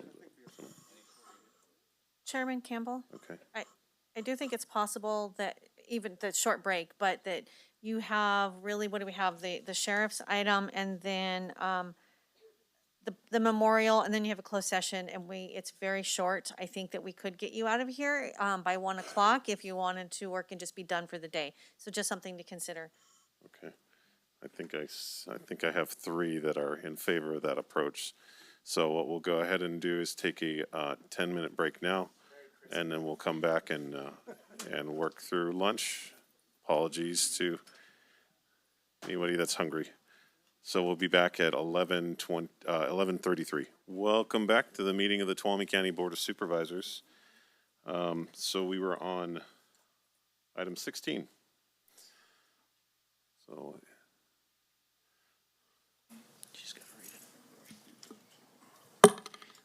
Consideration of approving the sheriff's strategic reorganization plan with the associated personnel actions as outlined in the staff report. Recognize unanticipated revenue in the amount of $555,953.83, with $325,429 of the unanticipated revenue to be placed into a trust account to pay for the increased cost of the strategic plan for the next 4 years. Approve job descriptions, salaries, and range placement for the sheriff's captain position and new range placement for undersheriff position. Increase the appropriations to the sheriff's budget in the following allocations: $130,000 to fleet, $39,234.83 to the inmate welfare fund, $61,290 will be placed in professional services. This requires a 4/5 vote. Okay, welcome, Sheriff. Under Sheriff. Thank you for having me, Chairman Campbell, Board, CAO's office, and Sarah Carrillo over there, County Council's office. So, before I get started here, I really want to thank and acknowledge my command staff for helping me put this together. I could get up here and speak to this probably for hours, but in the sake of good time, I'm going to kind of do a high-level overview of this program.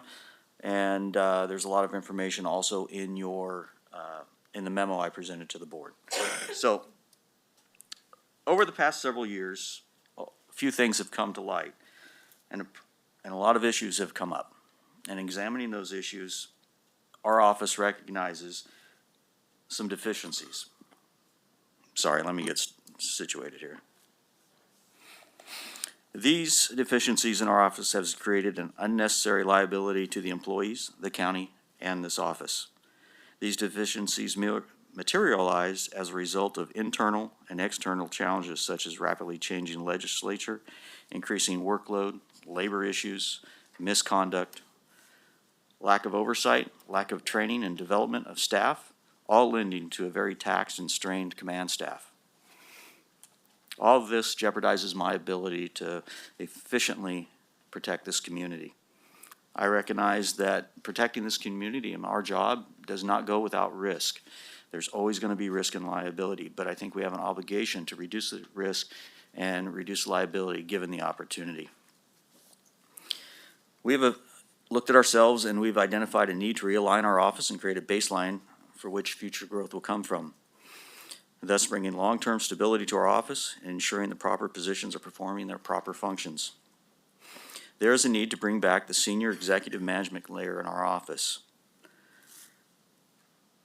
There is a need to add capacity to set policy, ensure compliance with policy, implement the rapidly changing justice reform mandates, and allow us to look forward and identify upcoming challenges to our justice system, and most importantly, take care of our employees and more efficiently protect the public. Some of the issues we've identified is, of course, increased workload. When you look at that, crime is up. There's no doubt about that. I'm going to go out of order here. I'm going to talk about legislative changes and how rapidly they're coming. Actually, while I was sitting in the back of the room, I got an email from state sheriffs. And I'm going to just kind of hold it up here. It's 4.5 pages, 44 new laws that have been implemented this year. And very fortuitous that it came up, and at this time, I'm glad I get to show you that. Additionally, from the State Board of Community Corrections, we've had over 20 changes to our jail oversight. So over the last several years, or a couple of years, we've had a number of personnel issues. They have been so egregious that we've had to eliminate their employment or separate their employment for 5 deputies. That's a lot. We have already started strategically planning to set up this program and fill positions should you approve this. When we started addressing these issues, we did it independently. We looked at each case independently, and now we've looked at it as an organization. I think all of you are aware of some of these situations. I've met with you personally, and without giving you any names or specifics, have talked to you all about these incidents over the past few months. And I know as long as we hire from the human race, we're always going to have issues. We're always going to have personnel issues within our organization. But there is an absolute demand from the public to make reforms needed to prevent these similar issues in the future. If not, there will be a cost. There's the monetary cost. These types of issues have already cost our county $184,000 on the form of paid administrative leave. That's when we pay somebody to stay home while we investigate misconduct. It doesn't take into account the lost hours and time to the county counsel's office when they help us with these cases, or when they in fact have to contract out to outside counsel, or the most recent arbitration we had. As you know, there are other costs associated with not doing things properly. It's a loss of public trust, damage to our morale, and our inability to serve justice to a number of victims. There's no mathematical equation that I know that exists that can tell me what the cost will be when we fail. But I'm here to tell you at some point we will fail if we continue down this road. And we will get sued, or worse yet, someone will get hurt.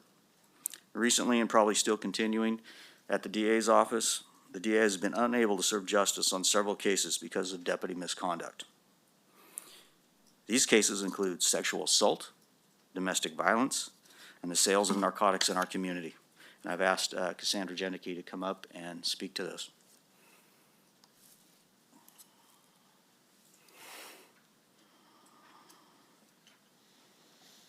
Hello, welcome.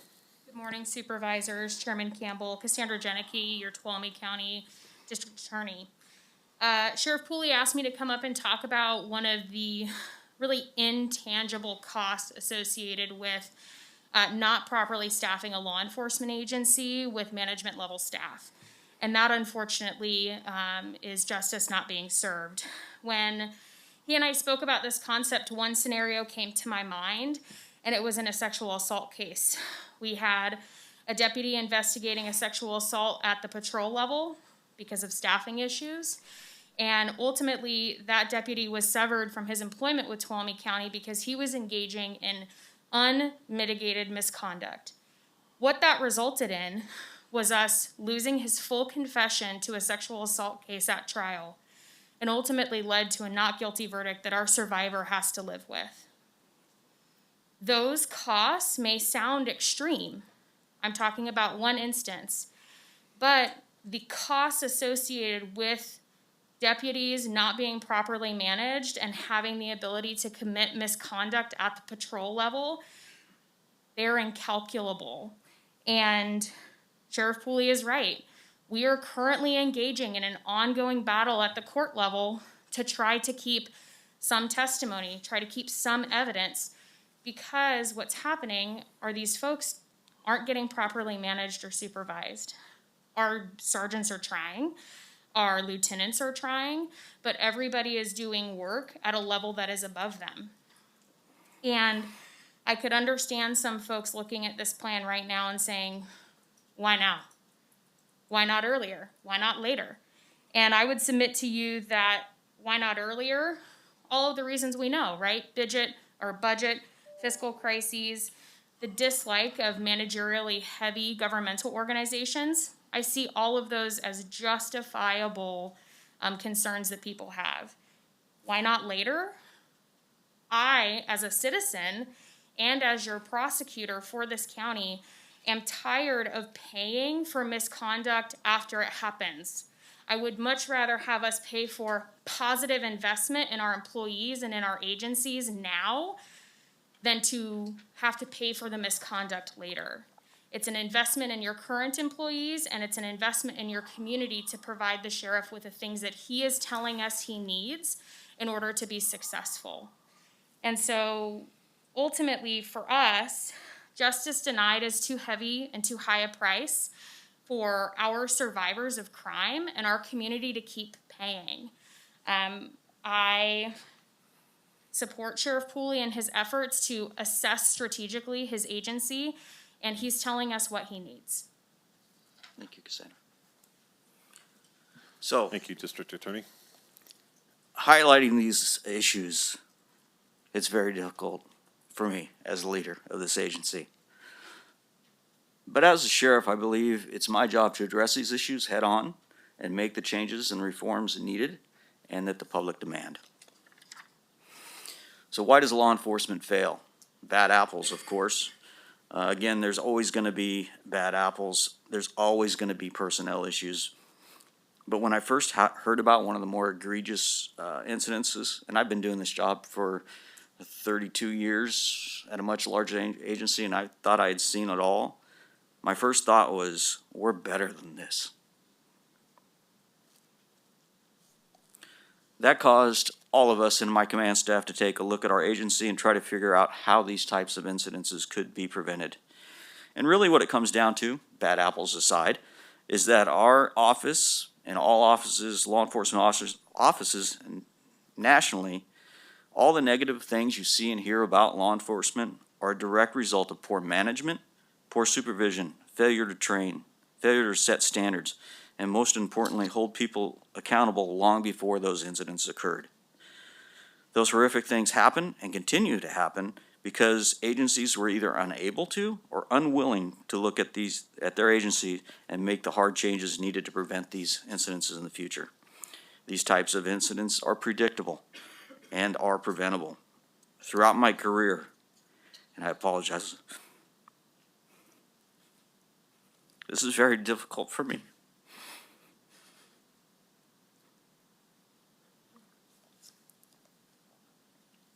I've seen 3 deputies killed and an ID technician killed. I've seen a number of deputies hurt. I've seen so many careers lost, all in part of poor supervision and management. That is not to take the blame away from those who murdered 2 of the deputies, but there were failures at an organizational level, at a management level, and a supervisor's level. And that's why I'm here today, because I need to fix this. No one in those incidents ever took the time to look at the organization or someone in some individual and say, stop, slow down. That's not how we're going to do things. They were instead allowed or didn't see or didn't recognize that the organization or the individuals were taking shortcuts. And eventually those shortcuts become the norm. No one ever stepped in and said, hey, don't do that. You're going to get hurt. You're going to hurt somebody else. Or simply, that is not going to be tolerated here. So that's what I'm here to do today. I recognize that my office is managing by crisis and things are being missed. So I'm asking for the capacity to put in place an organizational structure to further develop our culture that without a doubt will address these issues and a number of issues to come. So why now? Why is it important we need to do this now? My office is extremely young. 25 of my 46 deputies have less than 3 years on. 16 of those deputies, and I'm just specifically talking about patrol here, have less than 5 years experience. Starting January 1st, my 4 patrol lieutenants, 2 will have less than 2 years on as a sergeant, and 2 will be brand new January 3rd.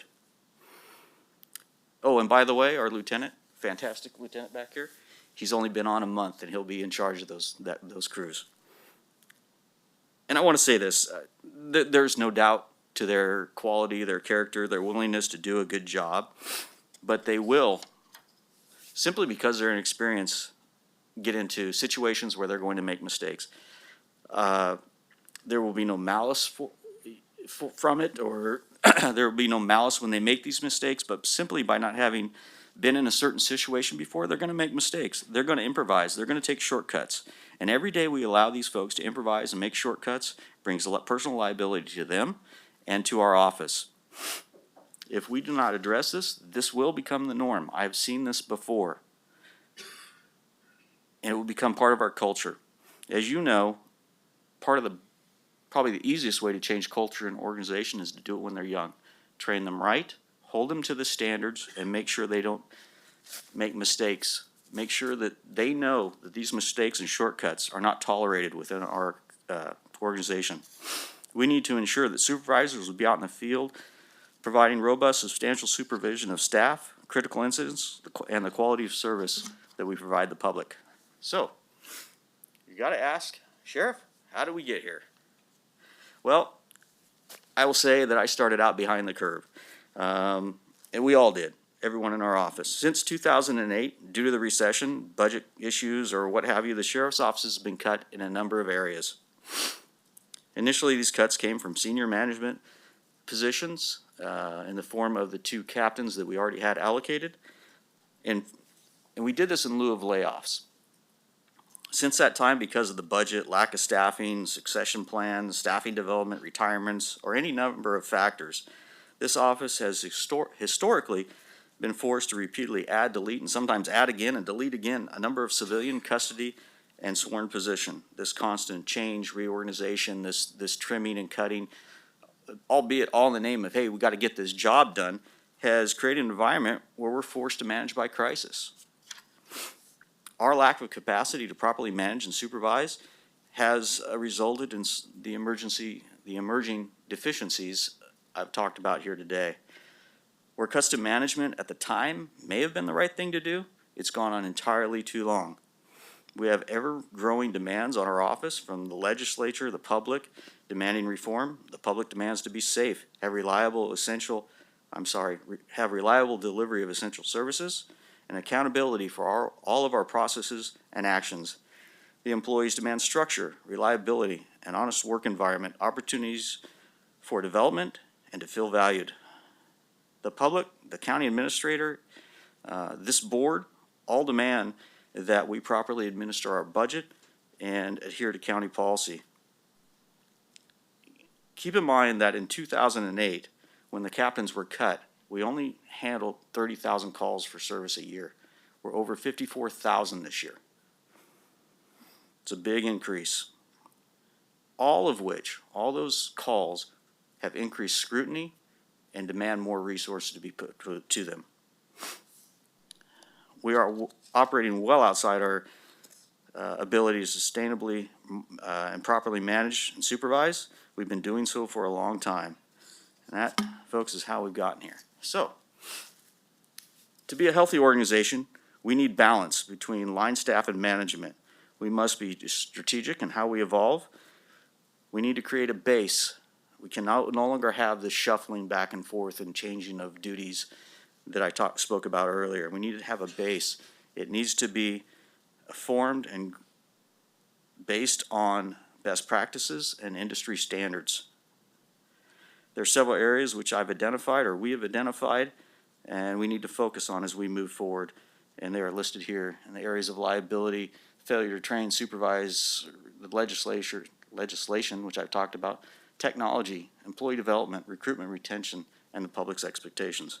Simply put, doing business the way we've always done it is no longer acceptable in today's policing environment.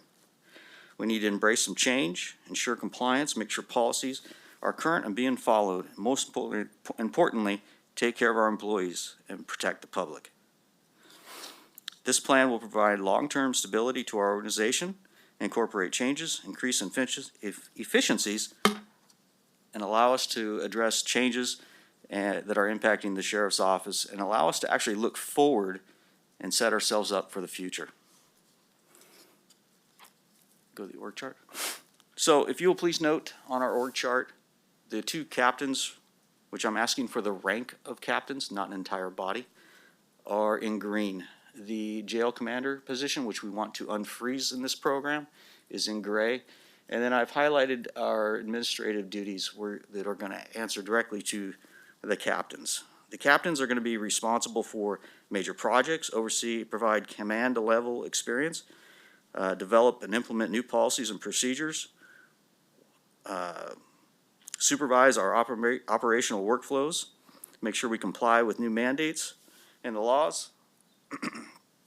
This will allow for our office to have the capacity to specialize in areas of employee development, training, recruitment, and retention. Sorry, I'm fogging up here.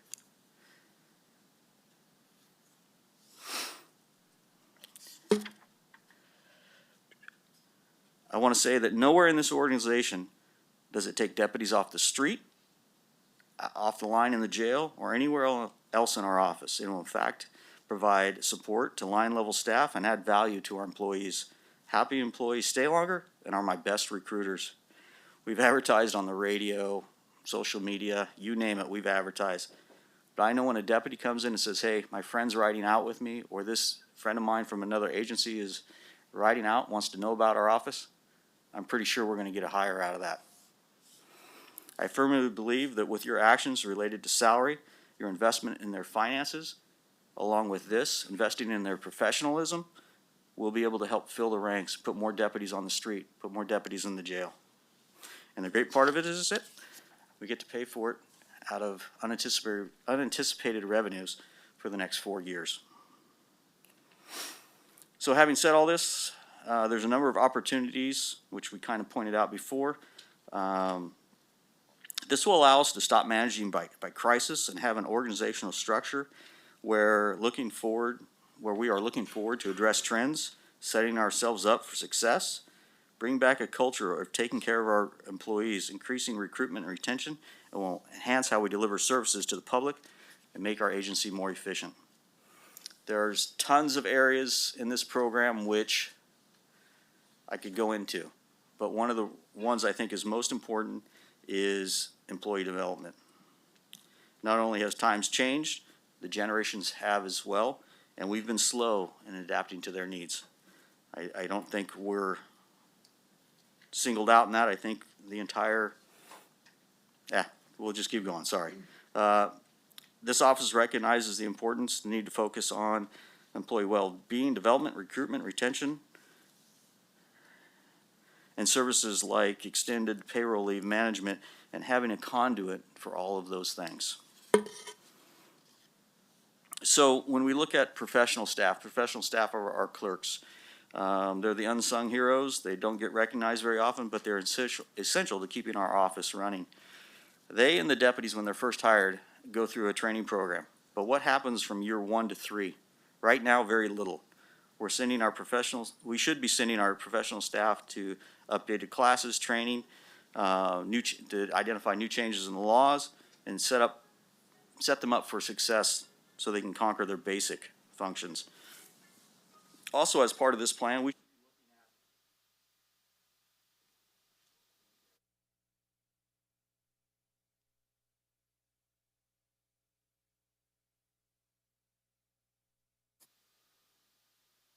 We don't have any IT there. Let's see. Okay, are you on?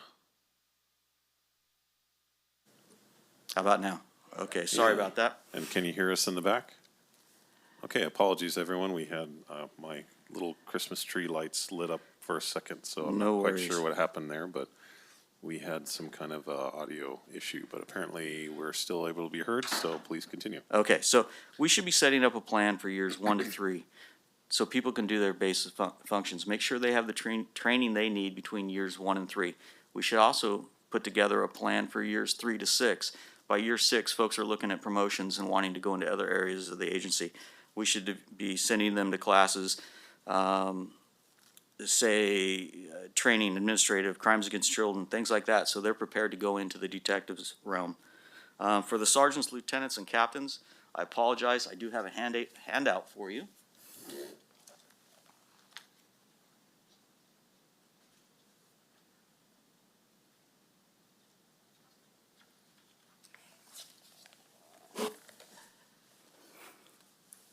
We need a formal development plan for these 3 ranks. It would be set out over a year if you can take a look at the handout. But we also need to develop a plan for ongoing training, advanced training. If you look at this succession plan, it lists out a year's schedule and all the things that we should be training our command staff and supervisors on. It has required reading. It has training courses for both operations and adult detention. It has a final project which they have to do.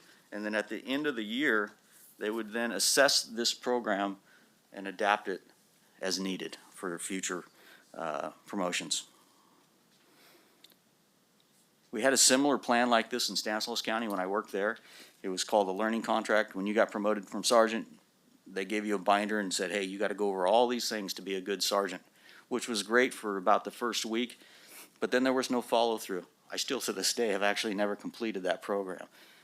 We need the oversight to ensure that these types of things are developed and completed. And I think if you look back at how successful you are as an individual, you will realize that that is in part because someone has invested in you, taken the time to promote you, show you the right way to go. I want to be able to do this, invest in our people at every level. And I think as leaders, we have an obligation to do so. So I believe that this program will bring increased professionalism to our agency, and it will send us in the right direction. It'll put us in a place this agency's never been before. So I'm going to kind of skip ahead here. Obviously, we've identified a need to address management issues. There's no cost to this program from the general fund for 4 years. All funding is from unanticipated revenues that we have received from the state for housing state inmates during the COVID pandemic.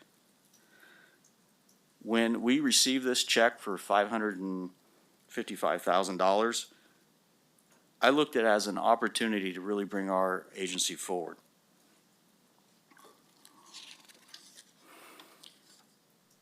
So we wanted to develop a plan, but how did we develop this plan? Myself and my command staff, two of which have master's degree, one in executive leadership and public policy and development from USC, and the other from the University of Arizona in emergency management and homeland security. We have for months collectively examined our office. We've talked with a number of staff members at a variety of levels. We've identified a number of issues which I've pointed out. And we talked about how can we address these issues? How can we get past this? Where I know that my command staff and I are subject matter experts on this, sometimes you can be too close. So what we did is we went to outside agencies. We spoke to chiefs, sheriffs, managers from all other agencies around us. Most recently, we talked to the post instructor for state executive management and asked them for a recommendation on our organizational structure, comparing size, geographic areas, workloads, what tasks people were performing. And I would say that almost all of them were, in fact, surprised we didn't already have captains. And the topic which they continually brought up is the liability that's placed on this county because we do not have them. We looked at best practices, and if you do so, just look around to the other agencies that surround us. Every single one of them have this layer of command in their structure. Every single one of them. So, as I said, this is difficult for me because I feel like I'm coming here. I've openly admitted we have some problems and issues. And as the elected sheriff, let me tell you, it's really uncomfortable. It really is. But I think we have a strong plan that will address these issues. It will set us up for success in the future. And I believe so strongly in this, I wanted to bring it forward now to get this done. I feel I have an obligation to do so. Again, with the money coming in from the state for housing these inmates, this is a golden opportunity to improve and evolve. I can see what's coming our way if we don't, and we are going to be in trouble. At some point, we are going to fail. Someone's going to get hurt. We're going to get sued. And simply, I refuse to go through that again if I can prevent it. It's a horrible thing to feel when you lose somebody like that. So, we're ready to move forward with this plan. We can start implementing it at shift change. We've actually been holding off a lot of our transfers and promotions and things like that for the January 3rd shift change. I believe that we can have this entire system in place and by shift change and have it up and running within a couple of weeks, at which point I think it would be great if we could bring the captains back in front of you and tell you how it's going at the staff report. So, I have heard that there's some concerns from the CAO's office. Excuse me, I got to get into this other computer. About long-term stability for this program. And having heard the CAO's concerns, I'm going to change my recommendation to you as I sit here. I'm going to say that we place the entire $55,953.98 in revenue into a trust. Allow me to spend the $325,429 to get this program up and running today and leave the remaining $230,524 in the trust to ensure that this program does not in any way affect the general fund for the next 4 years. That would give us a 40% in reserves for this program to cover all costs of this program moving forward for the next 4 years, and maybe even some years in the future beyond that. So having made this adjustment, I feel that there's no reason to put this off. I'm asking that you approve this plan, invest back in our staff, and allow me to get this program up and running on January 3rd. And I'm here to answer any questions you might have. Okay, thank you very much, Sheriff. Thank you, District Attorney. Bring it back to the Board of Supervisors. Supervisor Goldenberg. The Sheriff, appreciate the presentation in depth, covered a lot of areas. You know, my background, you know, with CAL FIRE, we had an organizational structure. It was in place for a reason. And it was very effective.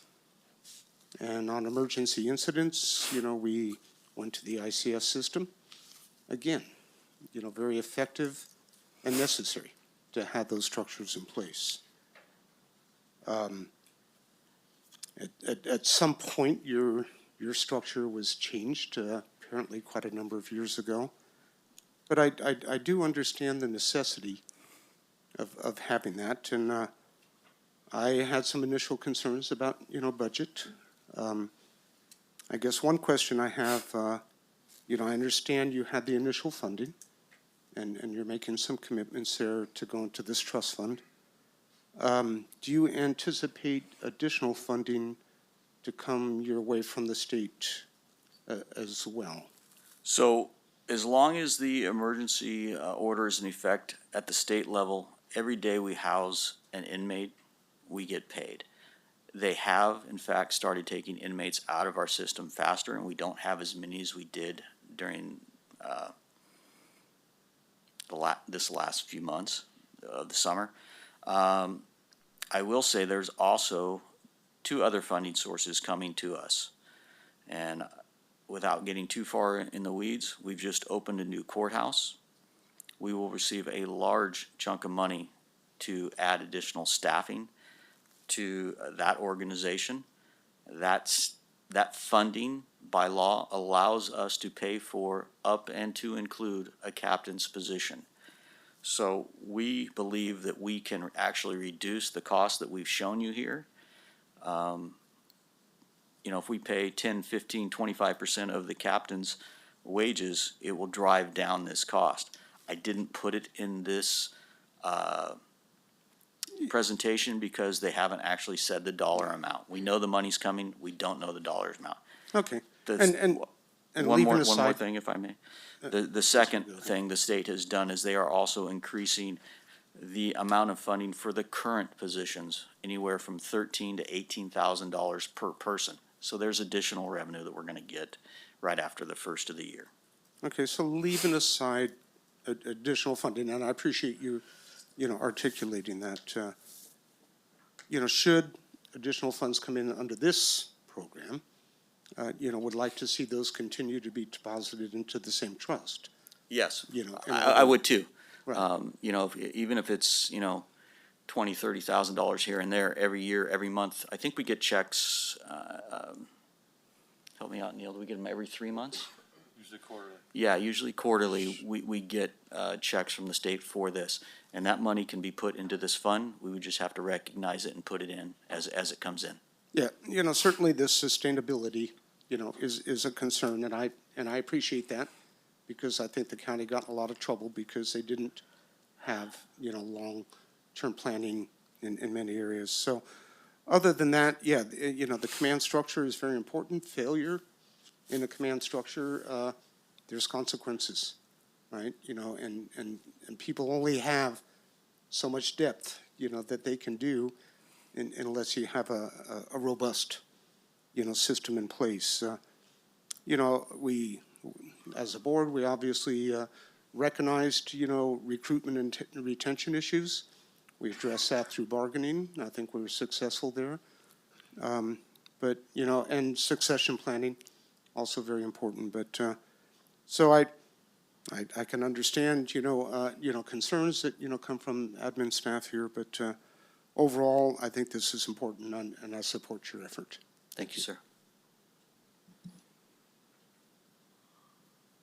Supervisor Brandon? Yeah, maybe premature if we want to do a round of comments. I'd really like to hear from the CAO's office on this as well and to get more detail. So,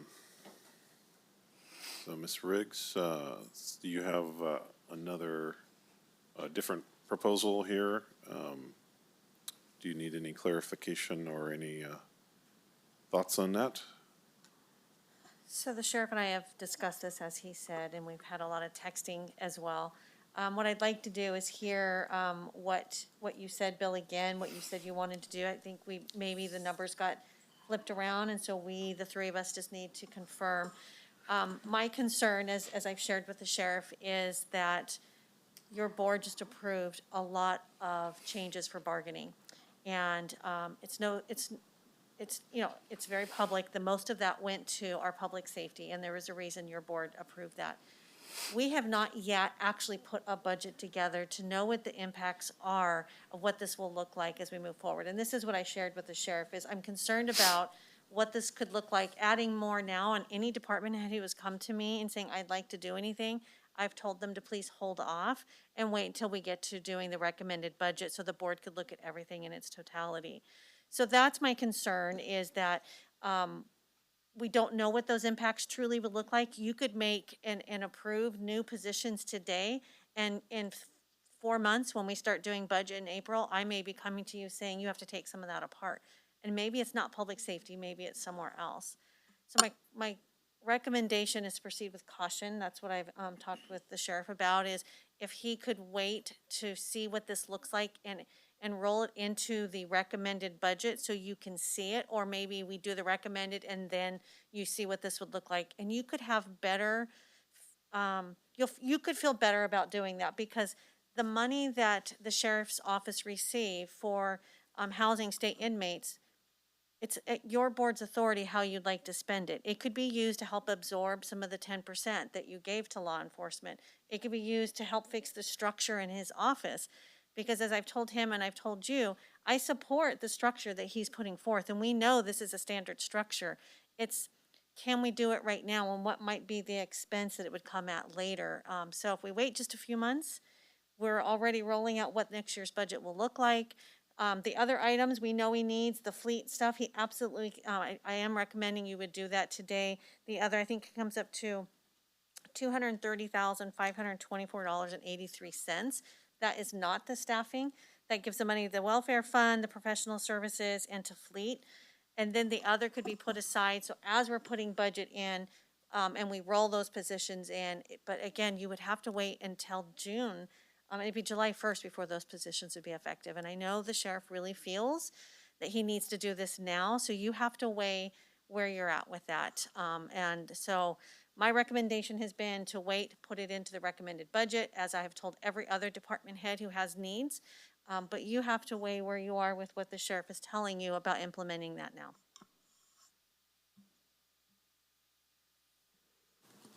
If I could just go over the numbers real quick of my new option, if you will.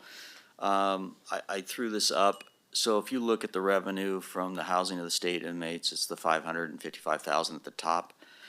What I had originally proposed is the $325,429 to pay for this for 4 years, so there's no money coming out of the general fund. And I also put money in a couple different places within our budget: fleet, inmate welfare, professional services.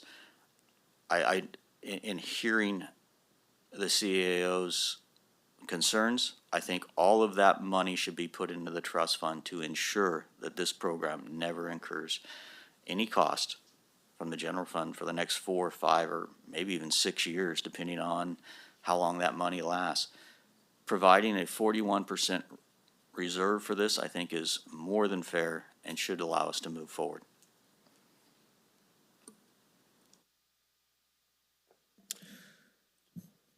So this is difficult because you mentioned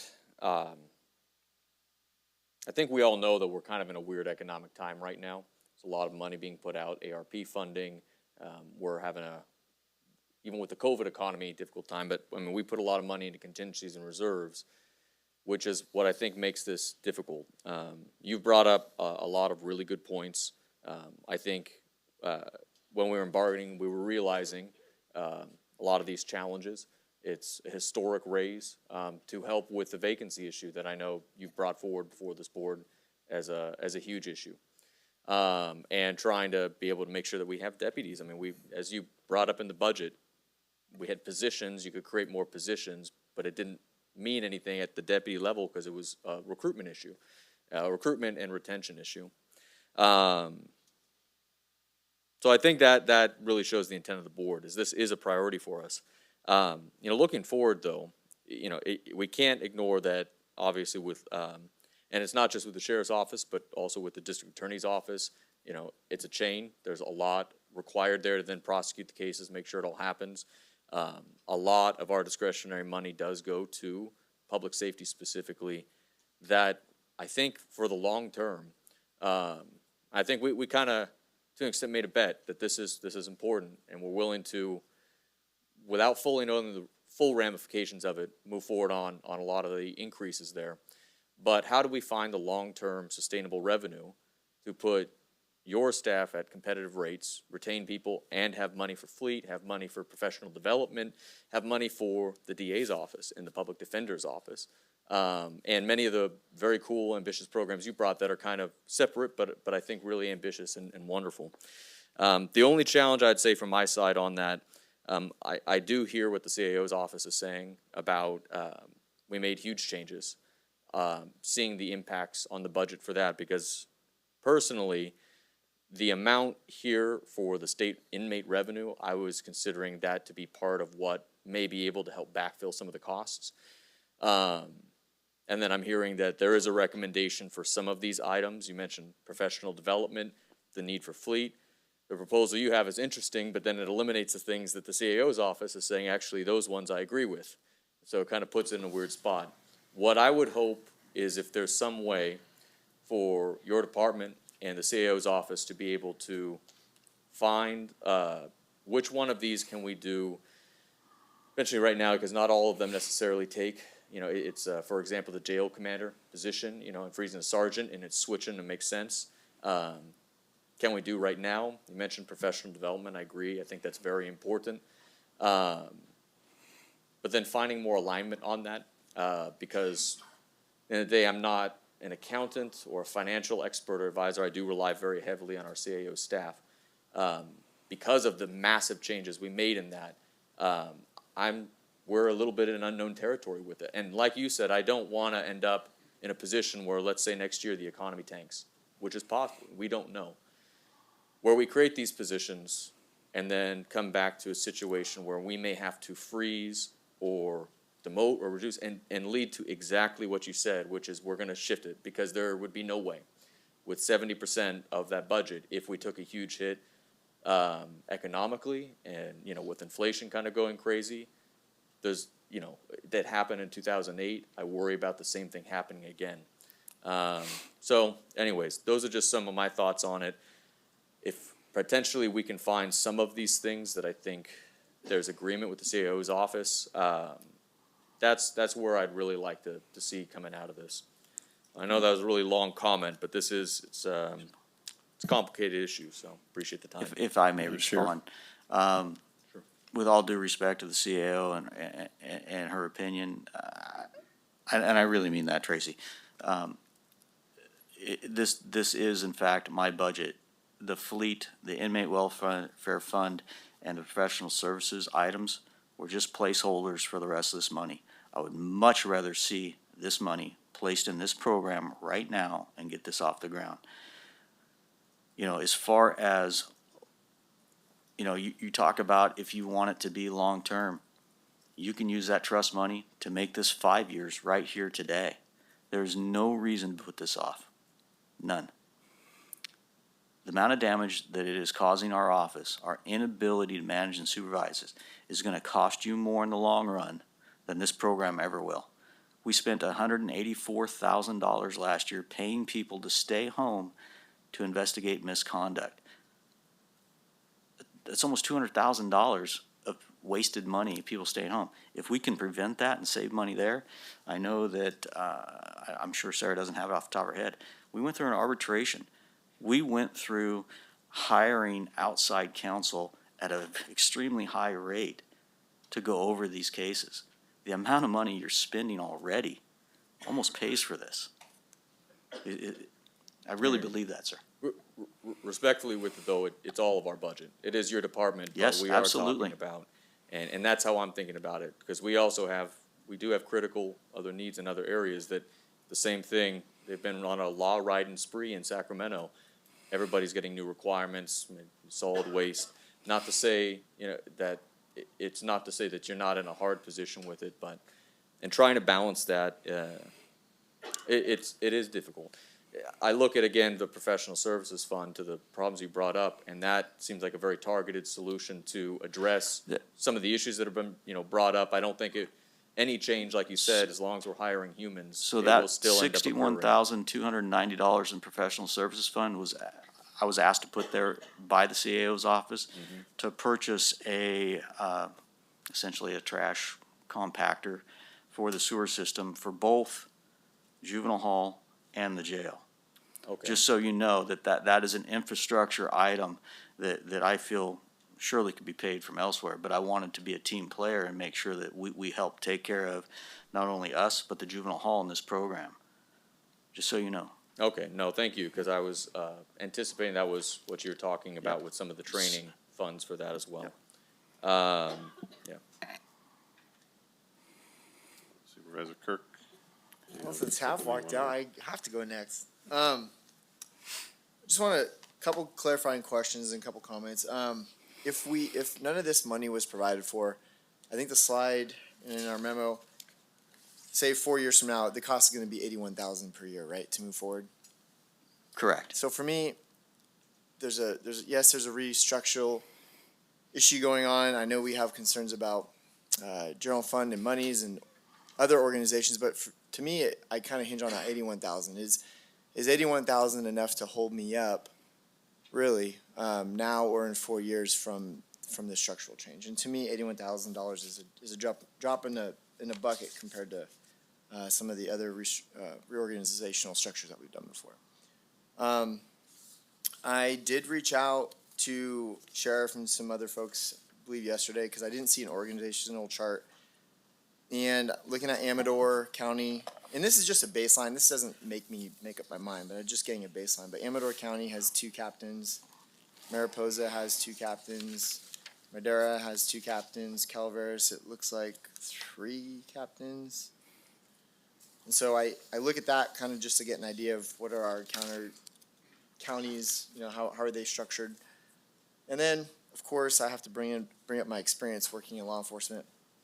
I could understand how from a 30,000 of elevation point of view, some folks, Cassandra kind of brought it up, why do we need this top tier? Because believe me, I think so many times in organizations we have too many chiefs, not enough Indians. But from working in law enforcement, the captain level review, and again, I haven't worked for a sheriff's department, but the captain level review really is there for kind of the buck stops there as far as due process, disciplinary.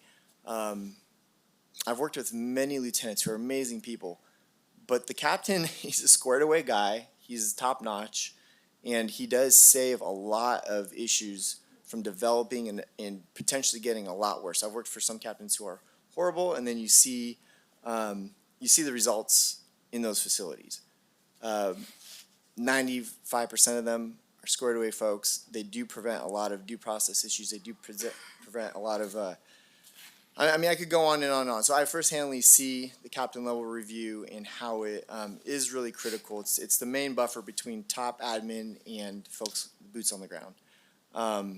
So for me, the first thing was I didn't even know that we didn't have captains. It makes sense. I think because of the concern, something I'm going to do is probably save some of these emails, these presentations in 4 years, 5 years, if it did come back, if we approved it today, if it did come back to the board. Hey, show me the policies you guys have updated. Show me the trainings you guys have doing. Show me Show me how we're no longer losing 5 people per year or 200 hours per year on people. I mean, I would like to, at that point, if we're really gonna start touching, because, I mean, this is general fund revenues now, but it's also unanticipated, and the $81,000 cost for the reorganization for me really isn't that critical. But I think if the day comes where now there's unanticipated funds out there, we don't have other funding streams, for me, at that point, I'm gonna look back at today's presentation and say, show me how we have addressed the concerns that you presented, and can we continue funding this? Because I know you know very well, Sheriff, that nobody wants to ever take deputies off the street.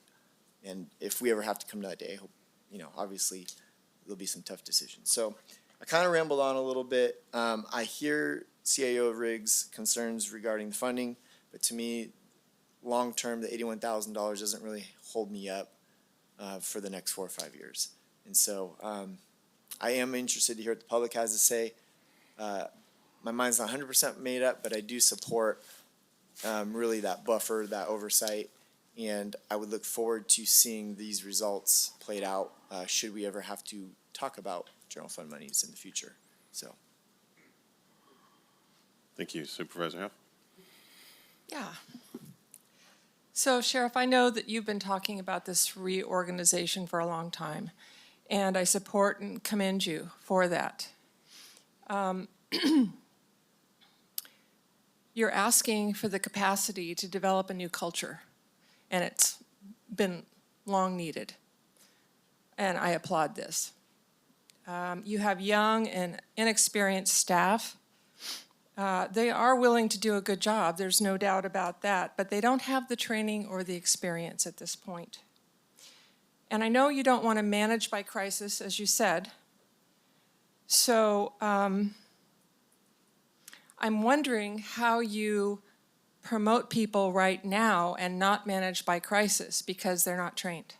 They're not trained in these leadership roles you want to put them in. So my belief is that you will continue to manage by crisis until you have these people trained and in position, at least have certain standards by which then you can promote. So I'm going to offer a compromise here, somewhat of a compromise between what you want and what CAO Riggs wants. My recommendation is that you have some proficiency standards that are achieved through training before promotions happen. And this could take maybe as much as 6 months. I think otherwise you're still managing by crisis because you've got inexperienced people in these positions. I want to support you and I want you to be successful in this. But I think without having the training for these positions, there'll be a modicum or more of that. You and I have also talked about, my concern about putting more boots on the ground, especially in Groveland or the far reaches of the county. And I think you explained that well. You need to have the structure in place. So I'm asking you to please take a step back, get people properly trained, at least certain proficiencies, so that when you put them in those positions, they are ready to succeed. If I may, if you look at the people behind me, two of which I anticipate will be promoted, one has a master's degree in public policy. David, help me out. What is the rest of it? Executive leadership and public policy. From one of the best universities in this nation, USC. You look at the others who are waiting in the wings, they have experience. They just haven't done the role. I think that when you talk about taking the time to train them, we've done that up to the point we can with what we have. I've offered you a plan that in the first year we will get these folks trained. We have to start now. If we wait 6 months, then we're a year and a half from doing this. We can't implement these programs to get these succession plans in place unless we have the staff to do so. I need the staff to actually make this happen.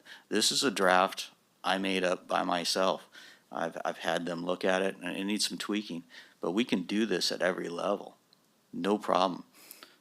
For the managers, as far as lieutenants and captains, I think it should be a year-long program. We can't not promote. and just stay stagnant because we're floundering. I really, really want you to feel what I'm trying to tell you is we are floundering so bad. We got to have this to put the right things in place so we can train our people. If you're talking about, I've just promoted 2 sergeants that are going to take over January 1st. I have no doubt as to their proficiency. You have one that came from professional standards that helped investigate these cases. They understand what to look for, what to do. Now, are they inexperienced in their job? Sure, but they have to be able to move forward, and this plan allows us to do that. I've been backing up promotions, waiting for this plan for months now. I think we started talking about this back in February. We're holding up our entire organization for this plan. That I must say, as Supervisor Kirk said, you're talking $81,000. I'm going to pay for that. I'm going to pay for that out of this unanticipated revenue for 4 years. I can do it longer if you would like, but I just don't feel there's any need to hold this up, respectfully.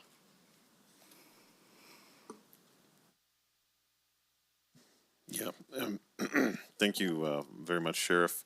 I kind of, I think I have the same, coming from kind of the same place as other board members where, this, I really applaud you for the work you did on the reorg. I think the structure of it is good, and just looking at I've often complained not just about Sheriff's Office, but basically every department in our county that we're missing sort of that middle tier of leadership where people can, if they're entry level, they can aspire to achieve, and if they're in that middle level leadership, they can aspire to something higher. We don't have a lot of that in our organization in any department. And so creating those places, and the reason why is we laid them all off, 10 years ago. And so creating that I think is good, and then the training elements I think are really good in the reorg. And I think the last thing that we're all kind of looking at is that money that would go into this account would be, well, actually I have a question. So it's a question for CAO Riggs. If CDD, we'll take another department, for example. CDD often will have unanticipated revenues. What typically happens with those unanticipated revenues? So for all other departments, when they have unanticipated revenues that they have earned, such as CDD, and they've had several $100,000 that they have earned that was unanticipated, meaning we didn't budget for it, it went into fund balance, and your board decided how that would be spent. So in essence, any revenues beyond what they expected, we, the board, would take it back and throw it on the pile and add it to what other costs there are at the next budget. Right, that's often what you use for those one-time costs, the fund balance, where we say, here's a list of items that are needed. But they've never been allowed to just spend it. Neither has any of the other departments. It is different, and it's however your board would like to direct staff. Okay. And then sorry, Supervisor. I just had an additional question to the CAO. Asking a bit about, a lot of things brought up, professional development, admin, fees inside. I like having options. Part of this is, it's one way of doing it. Is there another way? For example, you mentioned with retention, recruitment, how to be able to improve that or manage the training schedule, that does take time. We voted on, for the entire organization, recruitment and retention coordinator, analyst, I forget the specific name of the position. Is that something that would already cover that when we get that person? Or is there the possibility of having professional staff cover some of these roles? I guess the question I'm asking is, what is the need for those efforts, specifically to have a deputized peace officer, a captain, being able to do instead of a professional admin staffer? Tracy? well, I can't speak to law enforcement in the way that they have them. There are probably certain things that administratively that could be done by non-post certified individuals. But, you know, I'm not the sheriff. I've not run a law enforcement organization. I have seen other, but large counties, not counties of our size. So, you know, Santa Barbara, for example, it might have an administrative services director under the sheriff handling their personnel, their recruitments and all that. But that's a really large organization. Here you have your captains or lieutenants who are not only doing administration, but also going to be out responding to incidents and events that would happen probably more typically than what you would see in the much larger organization. And again, I really need to defer to sheriff on this and how that would work, and with the resources and the number of deputies and bodies that he has within his organization. Okay. And one other question was the ongoing cost. So creating these 2 new senior positions, which may very well internally promote, then having to move up and move up and move up. What's the ongoing PERS expected cost for something like this? I know that we don't talk a ton about it, but obviously that is a bit of concern. Supervisor, all of that has been included in this cost. PERS, FICA, cafeteria, all of that has been included in this. Right. Only for 4 years, though. For right? 4 years, yes. Right. And just to be very clear, I'm asking for the rank, not positions. I'm not adding any bodies. I'm just adding the rank. Just to be clear. Okay. I'm not adding any staff. I'm only adding the rank. And Sheriff, on that point, Sheriff- I did have one question for you. And I'm sorry if I interrupted the CAO. Oh, No, sorry, we're just trying to discuss, I'm trying to remember with what Bill and I discussed is if we're actually adding a body with what he's doing, but he's freezing and unfreezing, and so I have to look at it. I thought we were adding one position overall between the entire organization with what is happening, just to clear that up. That was my recollection. I'm trying to look at the memo to make sure if that is accurate. We're eliminating a senior sergeant's position, and I'm sorry, freezing it, and adding back in the jail commander's position. There will be, so it's a Right. swap. And the CS, the community services officer I saw on Yeah, here so- too, adding that in. That aside, we're taking a jail custody tech who works in the jail. It has basically the same function as a CSO on patrol. We're taking it from this cost center and we're putting it here. There's no, we're not adding a body. So, and that was gonna, I'll just. I'm sorry, go ahead. That was gonna be kind of the nature of the question I was gonna have is, so you've got, and apologies for how crass I put this, but you've got a couple of guys, you're gonna move them up, make them the boss. You've got other people that are on the beat, you know, out doing God's work. Are you going to come back to the board next month asking to replace those entry-level positions to offset the ones that we're moving up within the organization? No, sir, I will not. I've made a commitment to this board and I've spoken to you in the past. I will not come back to you and ask for any more bodies until we're full. I can't in good faith do that. And we haven't been full in 30 years. Let's make that very clear. If I magically came into 10 new deputies tomorrow that I could hire all of them, yeah, I'd probably be back here asking, but that's not gonna happen. It's absolutely not gonna happen. I will not come back to this board and ask for any additional bodies until we get full. I will say that with the increased revenue from the courts, that would be the only place that I would ever, and that would be offset 100%. Sorry, Supervisor Goldberg. No worries. Do you have your current org chart available that you can put up here? I don't think so, sir. Okay. Let me see if But it's on essentially, it's without those two, what are shown in green, the captain, operations captain investigation. And it's spread much more laterally. Right. There's, we've had to do so because we're working with lieutenants in different areas. Yeah, so, This program puts everything more condensed. More Right. information goes straight up and down. yeah, so, my point being still is, I'm very familiar with organizations and how to manage them. And if they funnel all to, the undersheriff, the assistant to sheriff, then you can easily have those drop-offs, right? And speaking to Supervisor Half's concerned about managing by crisis, that's a good way to get into crisis, quite honestly, is when you don't have an effective amount of people to manage an organization properly. And with all due respect to our CAO, if we don't know the effects of what we agreed upon as a board as to what the bargaining costs, then, something's a little bit amiss. I mean, we should have those numbers and understand them without, because that's what we did during bargaining. So and I apologize for any insensitivities, but, I just need to say that. Thank you. I didn't want to open it up and. I'm sorry, can I Yeah. respond to that, Yes, please? please. I can tell you what the estimated costs are. I cannot ever tell you what will happen with our revenues.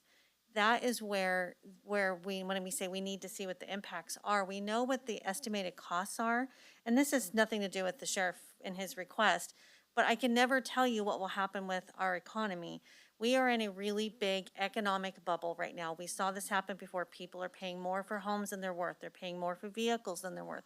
They're spending more than they should. There's credit card debt that's higher than it was back in 2006. These are my concerns when I look at the organization as a whole. What's nice is when you're a department head, and Bill and I have talked about this, is his job is to look at his organization and his structure and only that and advocate for that. And he does a fantastic job. My job, and the fourth floor's job, is to look at the organization as a whole. That's why I'm hesitant now, since we've made certain obligations, not knowing what might happen, to make additional obligations when we don't know what the impacts might be. And I don't want to ever see us go back to what we did back in 2009 when I was here and we reduced our total staffing by 30%. I'm not saying that's going to happen, but when you look at the economic forecast right now with where we are likely to go because of the economic bubble, I have, you can probably hear it, a little bit of anxiety about what that might mean for the health of our organization. And I am not by any way minimizing the sheriff's concerns with his organization and what he's experiencing in his organization, and therefore the impacts on the county as a whole and our community. I'm just looking at the organization in its totality, and that's where my recommendations and my hesitation in adding anything additional until we work through that. That's, sorry for that little. No, that's okay. I respect your, explanation. Revenues is something that's a little bit intangible these days to sort out, what we're actually going to receive. Okay, I did want to have an opportunity for public comments, so we'll open that at this time. Is there anyone that would like to speak on this? Please come up to the podium, and you have 3 minutes. Hi. Welcome. Is it on? Can you hear me? My name is Diane Nepper. I did not come to the meeting today to address this specific agenda item, but it's sort of interesting that I'm here because my son is local law enforcement. And his father was local law enforcement, and his grandfather sat in each of these chairs respectively at some point. If you are asking or expecting local law enforcement to be able to run towards what 99.9% of us run away from without the tools and capacity to do that, then that is a shame. They're telling you what they need. They need the training. They need the structure in place to do what they need to do. And I would urge you to give it to them, please. It's the safety and well-being, not just of the members of the community, but of those people that are doing what none of the rest of us want to do. And it's not an easy job. It's a huge burden for them. Please, I urge you, give them what they need to do it right so that all of the local law enforcement comes home every day safely so that the community members stay safe. Thank you. Thank you.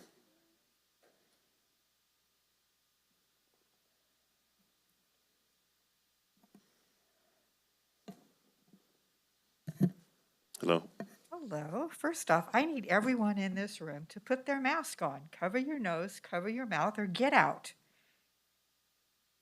I should not have to repeat that at every meeting to provide for all of our safety. And we were here with 8 bazillion people today that weren't wearing a mask, so that really bothers me, and I know you're not going to enforce that. I agree with Supervisor Kirk that this isn't a lot of money, and I understand Tracy's concerns. But we'll drop 120,000 on a consultant at the drop of a hat. So I support you. And I always appreciate that you manage your budget and you come here with a plan and an organization and negotiable items, and you take care of your own department. You're not coming here with your hand out going, I want, blah, blah, blah. And there were other departments that added a lot of people this year that you all approved. So you usually try to cover your own butt somehow, some way. And so I appreciate that. And at some point, I think in the future, it might be worth it for Tuolumne County to do what the city of Sonora did and add 0.5%. So the sales tax is equal across the county to pay for public safety and law enforcement. Thank you. Any other comments from the room? Do we have any hands raised? Okay, excellent. So we'll go ahead and go to Zoom, let that person have an opportunity to speak.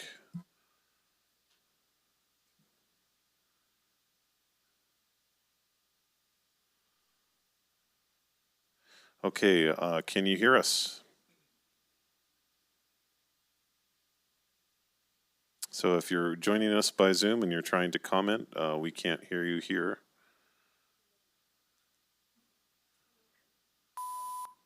Okay, they changed their mind, I guess. Okay, no other hands raised? Okay, so we will have to close public comment then. Bring it back to the board. Supervisor Kirk? I only want to comment first because I think we need a 4/5 vote, right? Is that correct? So I'm kind of hearing that we're almost there. And I just want to reiterate, like the lady in the audience said, this is a $81,000 ask for the next 4 years. We can reevaluate it in the future, but I think what it would give the Sheriff's Department is a 4-year period to restructure, to implement these policies, implement some of these trainings. If it ever comes back to where we have to look at the touching more general fund dollars, we can look back and say, you know, has this worked for you in your organization?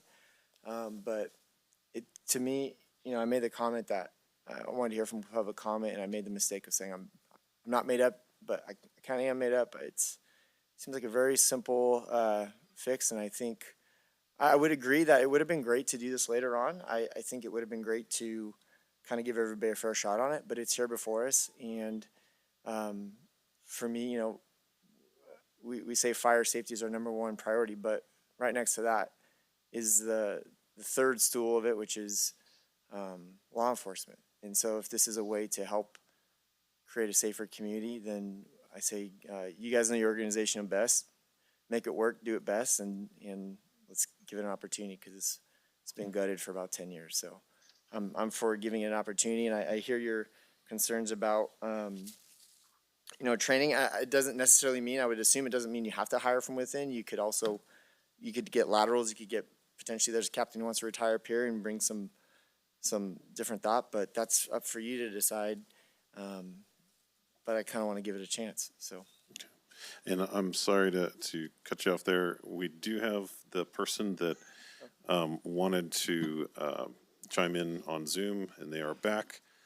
So if it's okay with the board, I'll reopen public comment and let that person speak.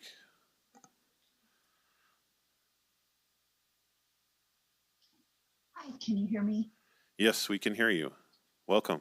Thank you so much. Well, first, just a little bit off topic, I want to thank everybody in the room for your service, and it's been a rough year. You've taken a lot of hits.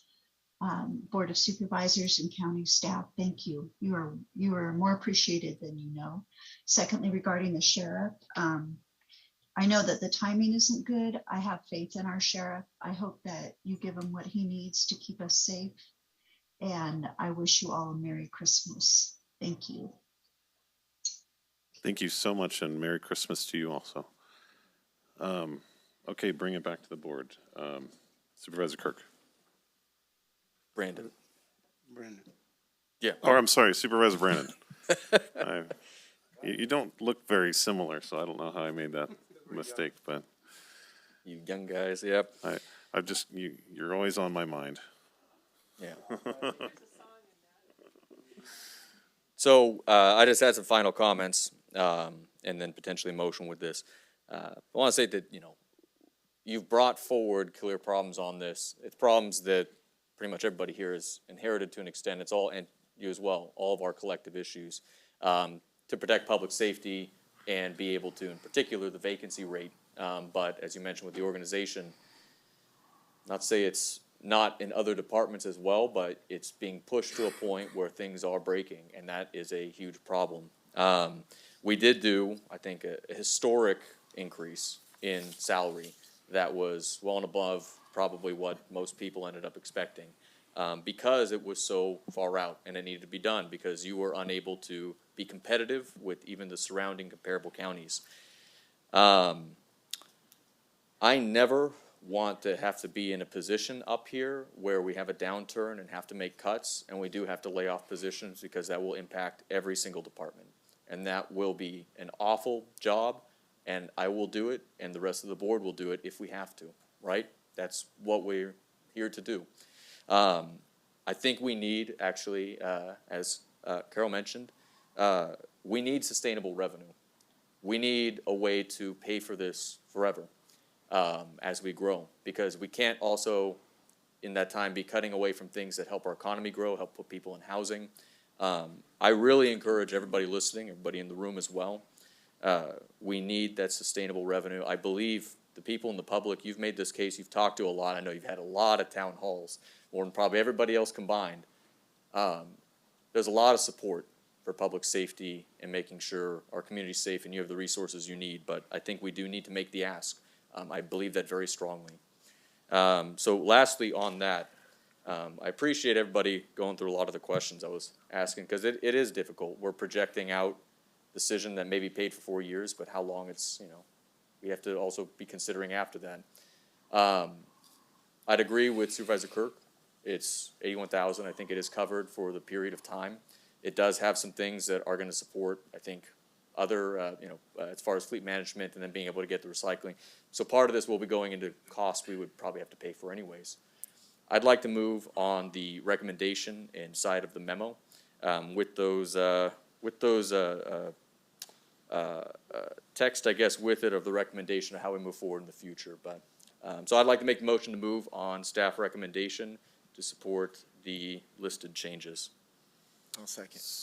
So let me just check with our CAO. Does that suffice as a motion? Because we have some. Sorry, it's a very complex. Yeah, we have memo recommendation. Could you offer up a recommendation from staff? Yeah, Eric is working on that right now. Just Okay. one more second here. So the reason is we just need to change, like, instead of add, it's a convert. So he's fixing it right now. He can read it for you, that if Supervisor Brandman would like to just move on staff recommendation, that would give what the sheriff is asking for.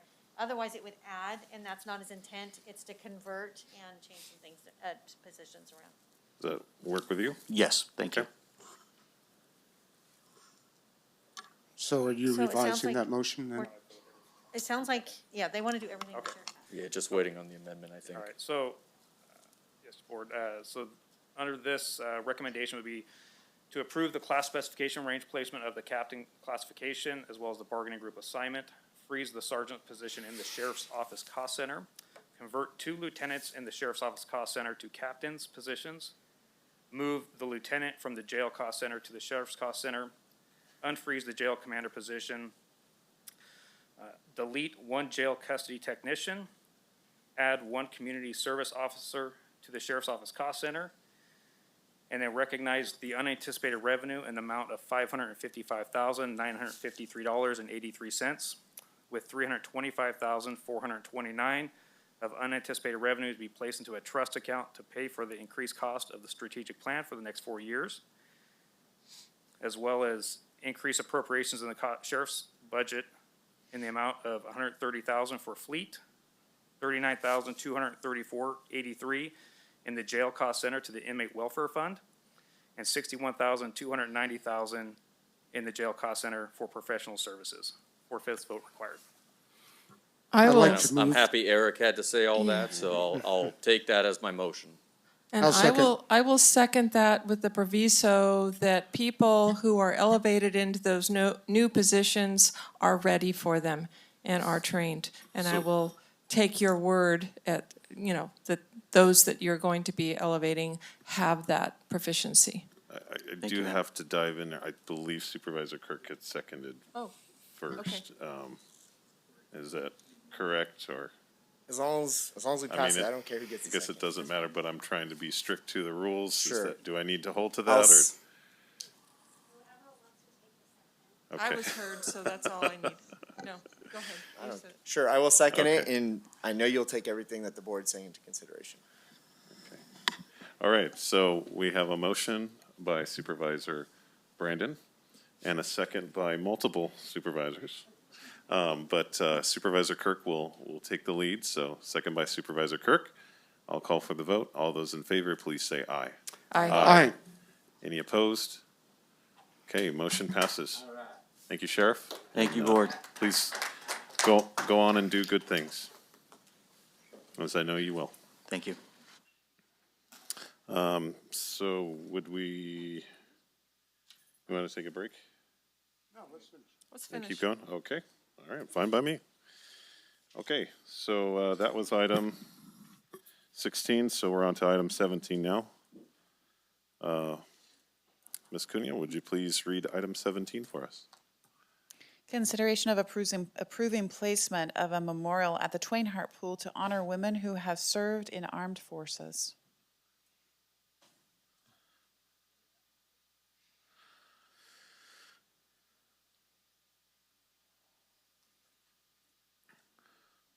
Mr. Terry, Mr. Smart, thank you so much for hanging in with us all morning. I like the hat.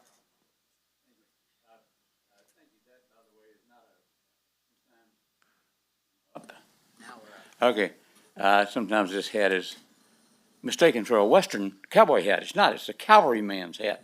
I served in the 1st Cavalry Division in Vietnam as a combat reporter photographer. By having served in combat with that organization, unofficially authorized to wear such a hat, of which I'm very proud of. First, let me thank county staff for getting this issue on the agenda before I got too damn old to deal with it. Okay, so here we go. What do you need from me? Okay, go. Good morning. I'll do a little bit of an intro and then we'll let Frank just run with it. As you can tell, he's very passionate about this and ready to go. So this proposal before you today is to place a memorial out at Twain Harte Pool that will honor women that have served in the armed forces. So upon learning about this project, and of course the identified location being on county property, we assembled some of the stakeholders in Twain Harte, including Twain Harte CSD, Twain Harte Homeowners Association, Twain Harte Chamber of Commerce, and just had a discussion about this. And it's county property, but public area. Let's talk about this. And of course, Mr. Smart and some county staff were there as well. We left that meeting feeling that overall there was support for this project, and it's a worthwhile project.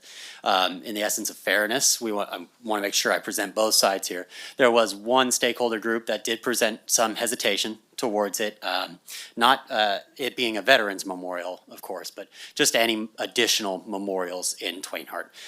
So just wanted to make sure that we acknowledged that as well as we're going through this. But as you look over the specifications, the design specifications that have been included in its draft form, along with the board document here, you can see it's a fairly conservatively sized memorial, and I believe it says no wider than 8 feet, no taller than 6 feet. So we're not talking about the scale like we see out at Tuolumne Hall and the 9/11 memorial there. So yeah, today we have Mr. Smart here. He's available for any questions. There are also some pictures included in your board packet of the area that you see where it's being proposed. And overall, what staff is recommending that that your board approves the placement of this memorial, subject to and directed staff to bring back a final design for your board to review and provide final approval and confirmation of. So with that, I will go ahead and hand the mic back here to Mr. Smart. I have put together a team to make this happen, starting with the Twain Harte Area Chamber of Commerce. And today we have two members here with us. Diane Nepper is the incoming president, the first of the month, and Casey White is a member of the board of directors, is here with us also. They have come on board with me to make this happen. I need a nonprofit organization to funnel the money through, to pay the bills and all that. And that's what their job is. Then I enlisted the services of the Motherlode Art Association, and John Sharam is here today. He's the president. And what the Motherlode Art Association is going to do is help us come up with a design competition. There are lots of very talented sculptors and artists throughout this community, and we want to give them a chance for their input to what this memorial should look like, okay? What it should be made out of, and that's the criteria we will develop to give them. Then my third partner in this is 5 ladies who served in, 2 of them served in combat areas, and the other 3 were peacetime veterans. It's the Women Veterans Memorial Advisory Committee. Their job is to tell us, what should this memorial portray? What should it convey? What should it say? What should it mean? And only they can come up with that. I can't come up with that. They will come up with that. We'll combine that with the criteria for the size, materials, and things like that for the memorial, and they'll take that then and develop a memorial for us. And so I'll have 2 committees. I'll have a design criteria committee, then I'll have a design selection committee. It'll have a graded design protocol where we can go through it and vote on it. The use of native materials, you get 3 votes for, as opposed to non-native materials and things like that. We did it before in 1990. With the Vietnam Veterans Memorial at the entrance to the library on Greenlee Road. It worked well. We had 8 wonderful submissions and just picked the top one. And I've been very happy with it. And so once again, I wanted to bring in the art community on this to help us get a design. And of course, we'll be back here with you folks. I understand that I will not have to go through the HPRC. We should not have to go through the historic preservation like we did with Tuolumne due to the nature of the area that we're working in. Good. Not that I mind going to them, but that's okay. Just one less step I have to take. Anyhow, look, I don't think there's going to be a problem with raising money for this. I think this is going to be a preeminently popular project for Tuolumne County.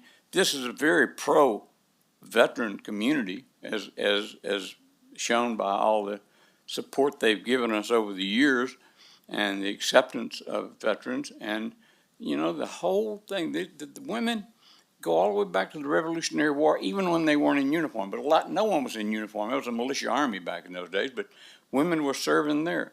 And now today, women represent 17% of the military armed forces.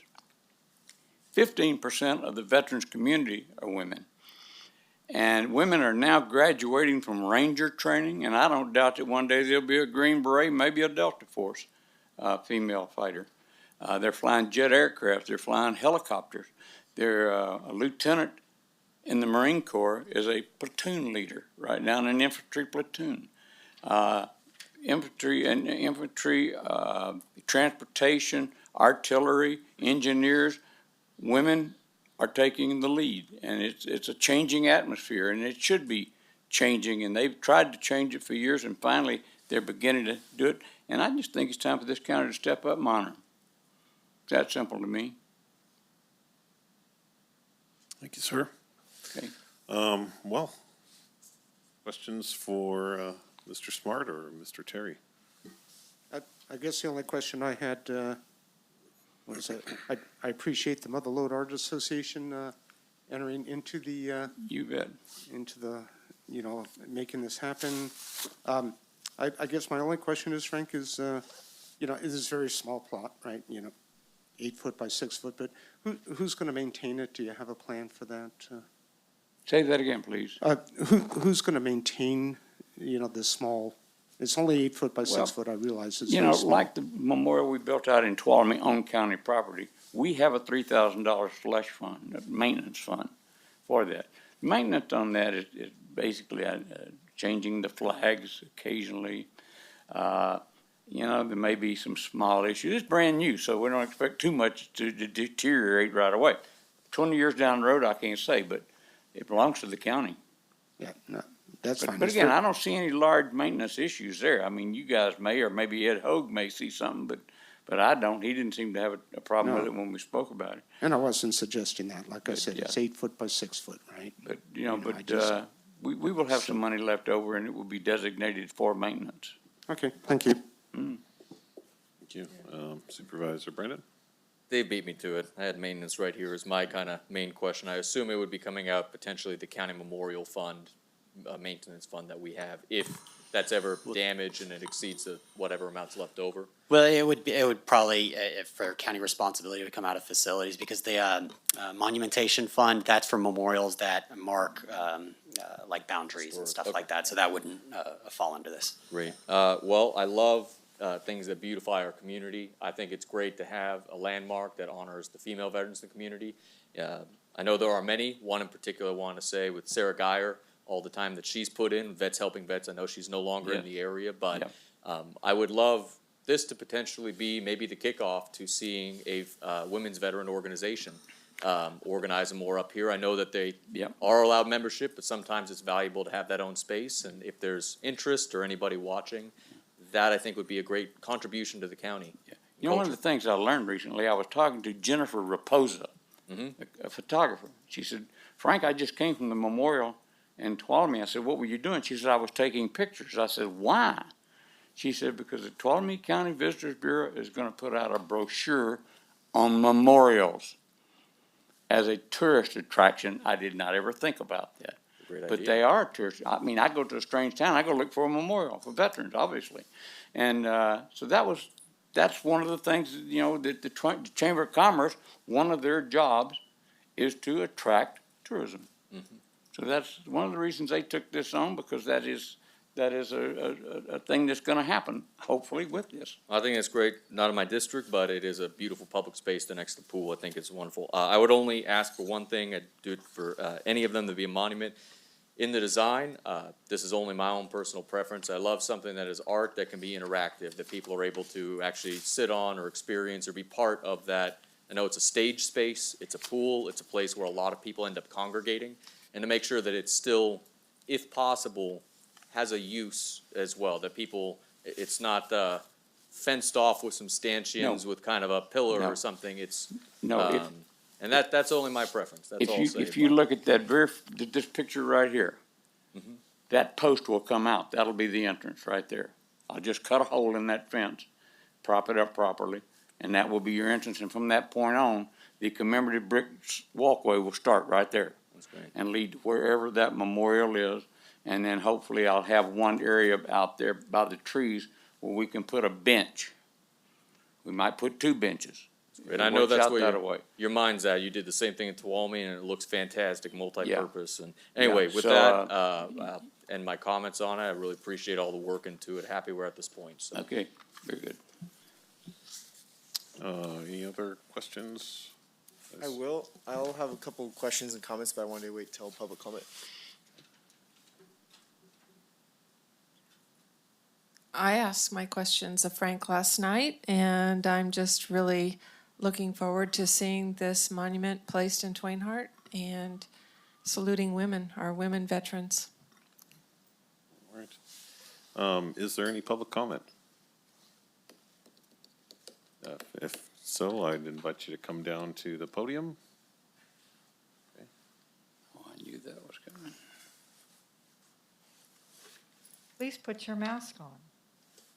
Oh, sure. Thank you. I just want to point out that, once again, I mean, with all due respect, all you have is an idea. You don't have any money. You're waiting for someone else to do that. You don't have a drawn-out plan. You just have an idea. You're waiting for someone else to do that. The Veterans Memorial 9/11, whatever it is, out in Tuolumne, came before the Historic Preservation Committee 7 times over a year and a half.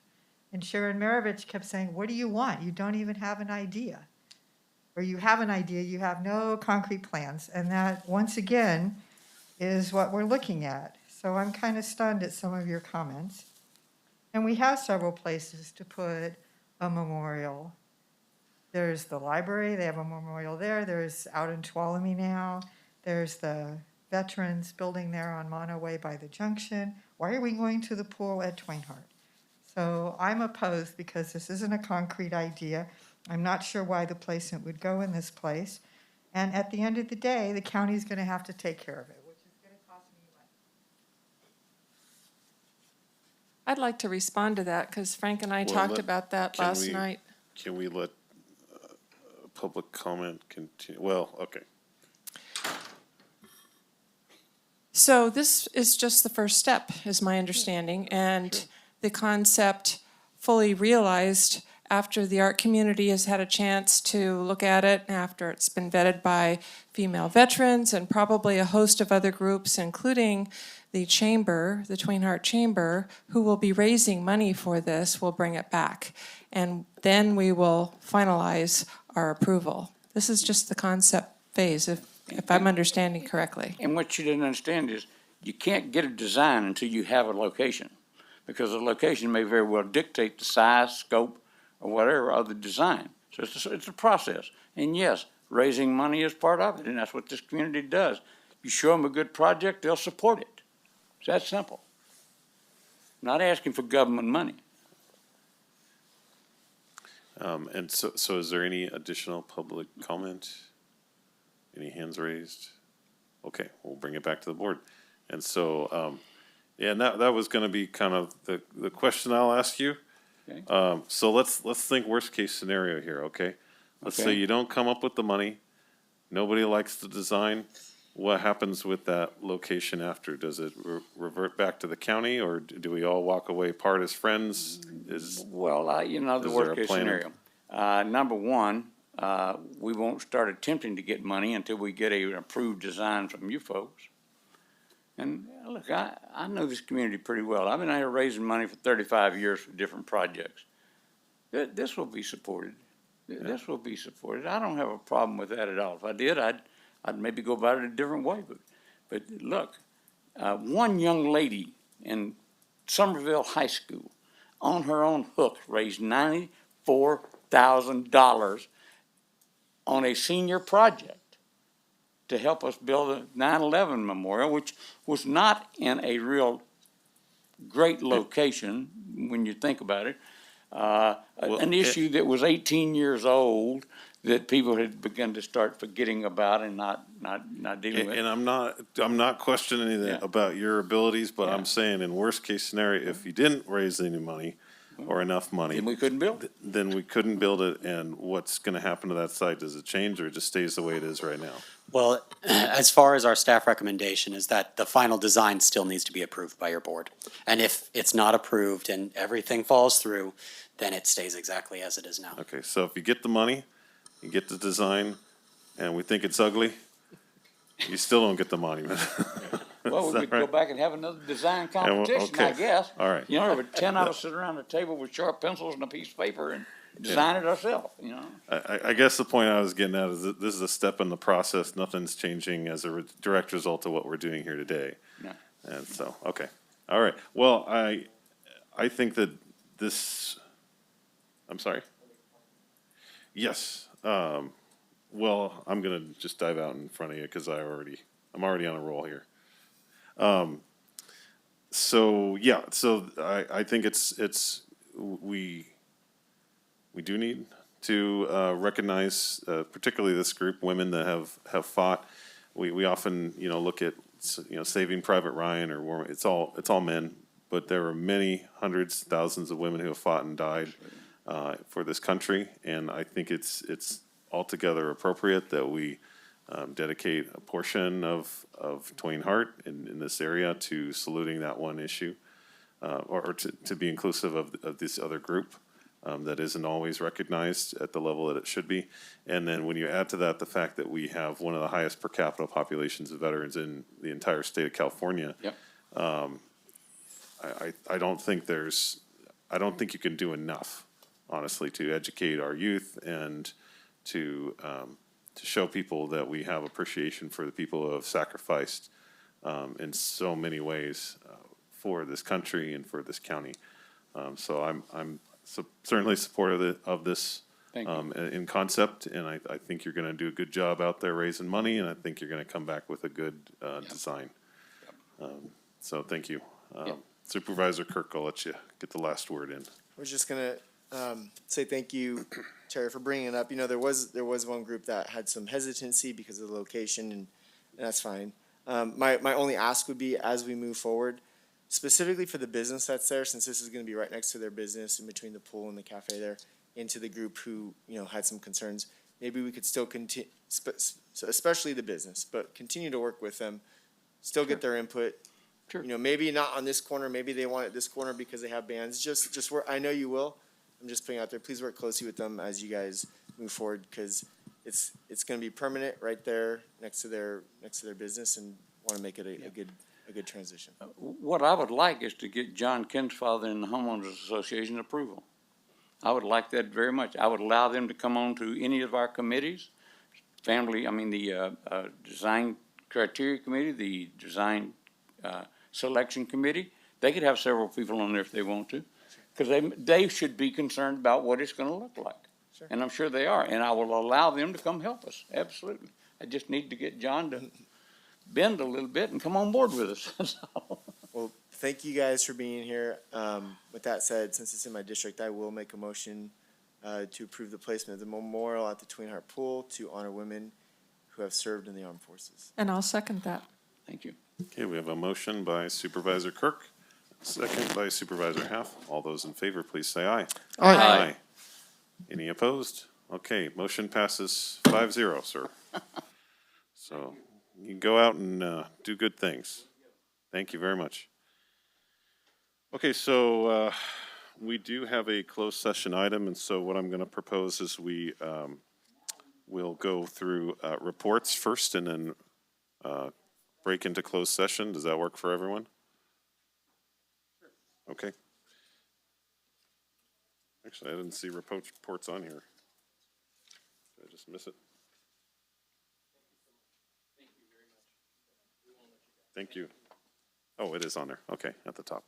Okay, so Ms. Riggs, CAL. Okay, County Council. Board Clerk. Okay.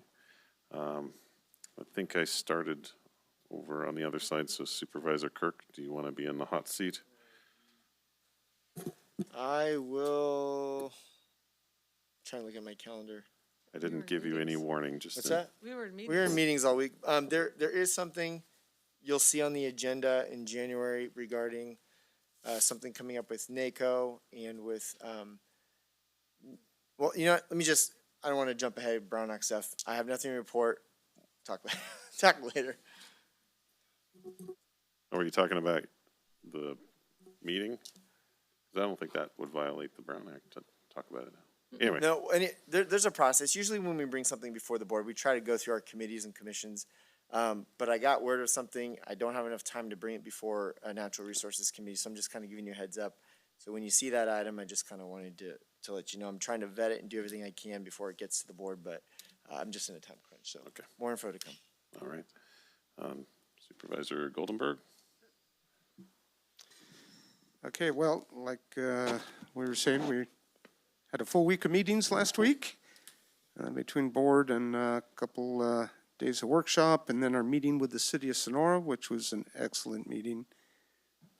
You know, we had the state of the city and county. We discussed homeless issues, and I'm really looking forward to, seeing what we can do to collaborate with the city. And I understand funding is always an issue. But we discussed the Greenlee Road bypass. The city, by a 5-0 vote, had previously endorsed that. They're looking for county support and, take a lot of heavy truck traffic, especially out of the downtown area, and make it quieter, more pleasant for the tourists.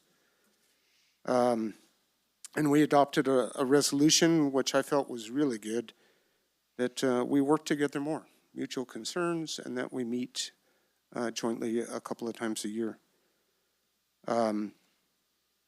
I had just a couple of, it's a holiday season, right? We had some, employee activities. Really liked the video that came out with all the board members. I guess it's up there on YouTube, I'm hearing. Anyways, my fellow board members, I'm jealous of you. You guys did a great job. I did participate in the Salvation Army bell ringing downtown. Followed the city police chief, Turu, and we raised $565 at the Bean Feed.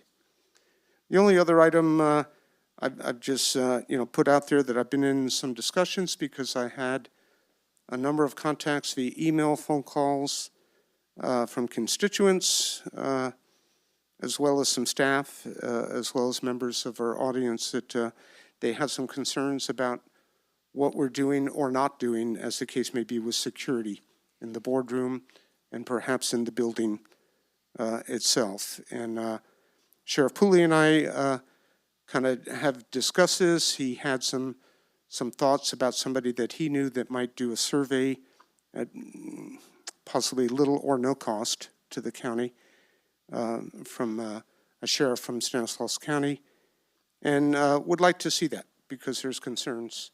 And, we had a couple of uncomfortable moments that came before our board from time to time. So that's all I have. Thank you. Thank you. Supervisor Half. We were in meetings all last week. I have nothing to report. Okay, Supervisor Brandon. Well, since this is the last meeting, I guess I'll just state everything I've done for the last year. Just kidding. Thanks, Stacey. Appreciate it. No, it's been a real burden having the most fun district this past couple of weeks because there's all kinds of events happening. I've been really enjoying. We had a Columbia community dinner that was a great time seeing people together. Chicken Ranch is having an event tonight. Yesterday I attended a memorial. And that's the drive-through community feed that was mentioned. And thanks to them for that. There was a memorial yesterday for the gentleman Lloyd Matheson that we had a moment of silence for this morning. I did want to correct, his middle name's Raymond, it's not Robert. So didn't get that perfect with it, but it was a beautiful service as well. And then we've had Miners Days in Columbia and just a number of other events. So it's really nice this holiday cheer. I mean, this is kind of closing out my first year on the board, and for three of us our first year. I think it's been really great. We had a fantastic workshop. I think it was very helpful. We had really good discussion. We had a good facilitator. I came out of that very happy and looking forward to when we set our priorities for next year and how that ends up going too. I just wanted to say thank you to each one of you. We're all very different. We have different perspectives and philosophies and beliefs on things. I know we do get up here and argue and fight sometimes. Overall, I believe we got this great team, right? We learned a little bit about that.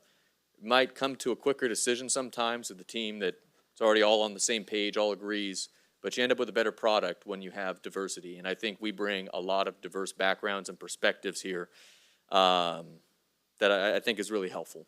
And so thank you for the privilege of serving, and thanks to the district for the privilege of serving. Thanks to staff for the entire year, supporting us, answering questions, dealing with 2 a.m. emails all the time from me. And other than that, I'm looking forward to January.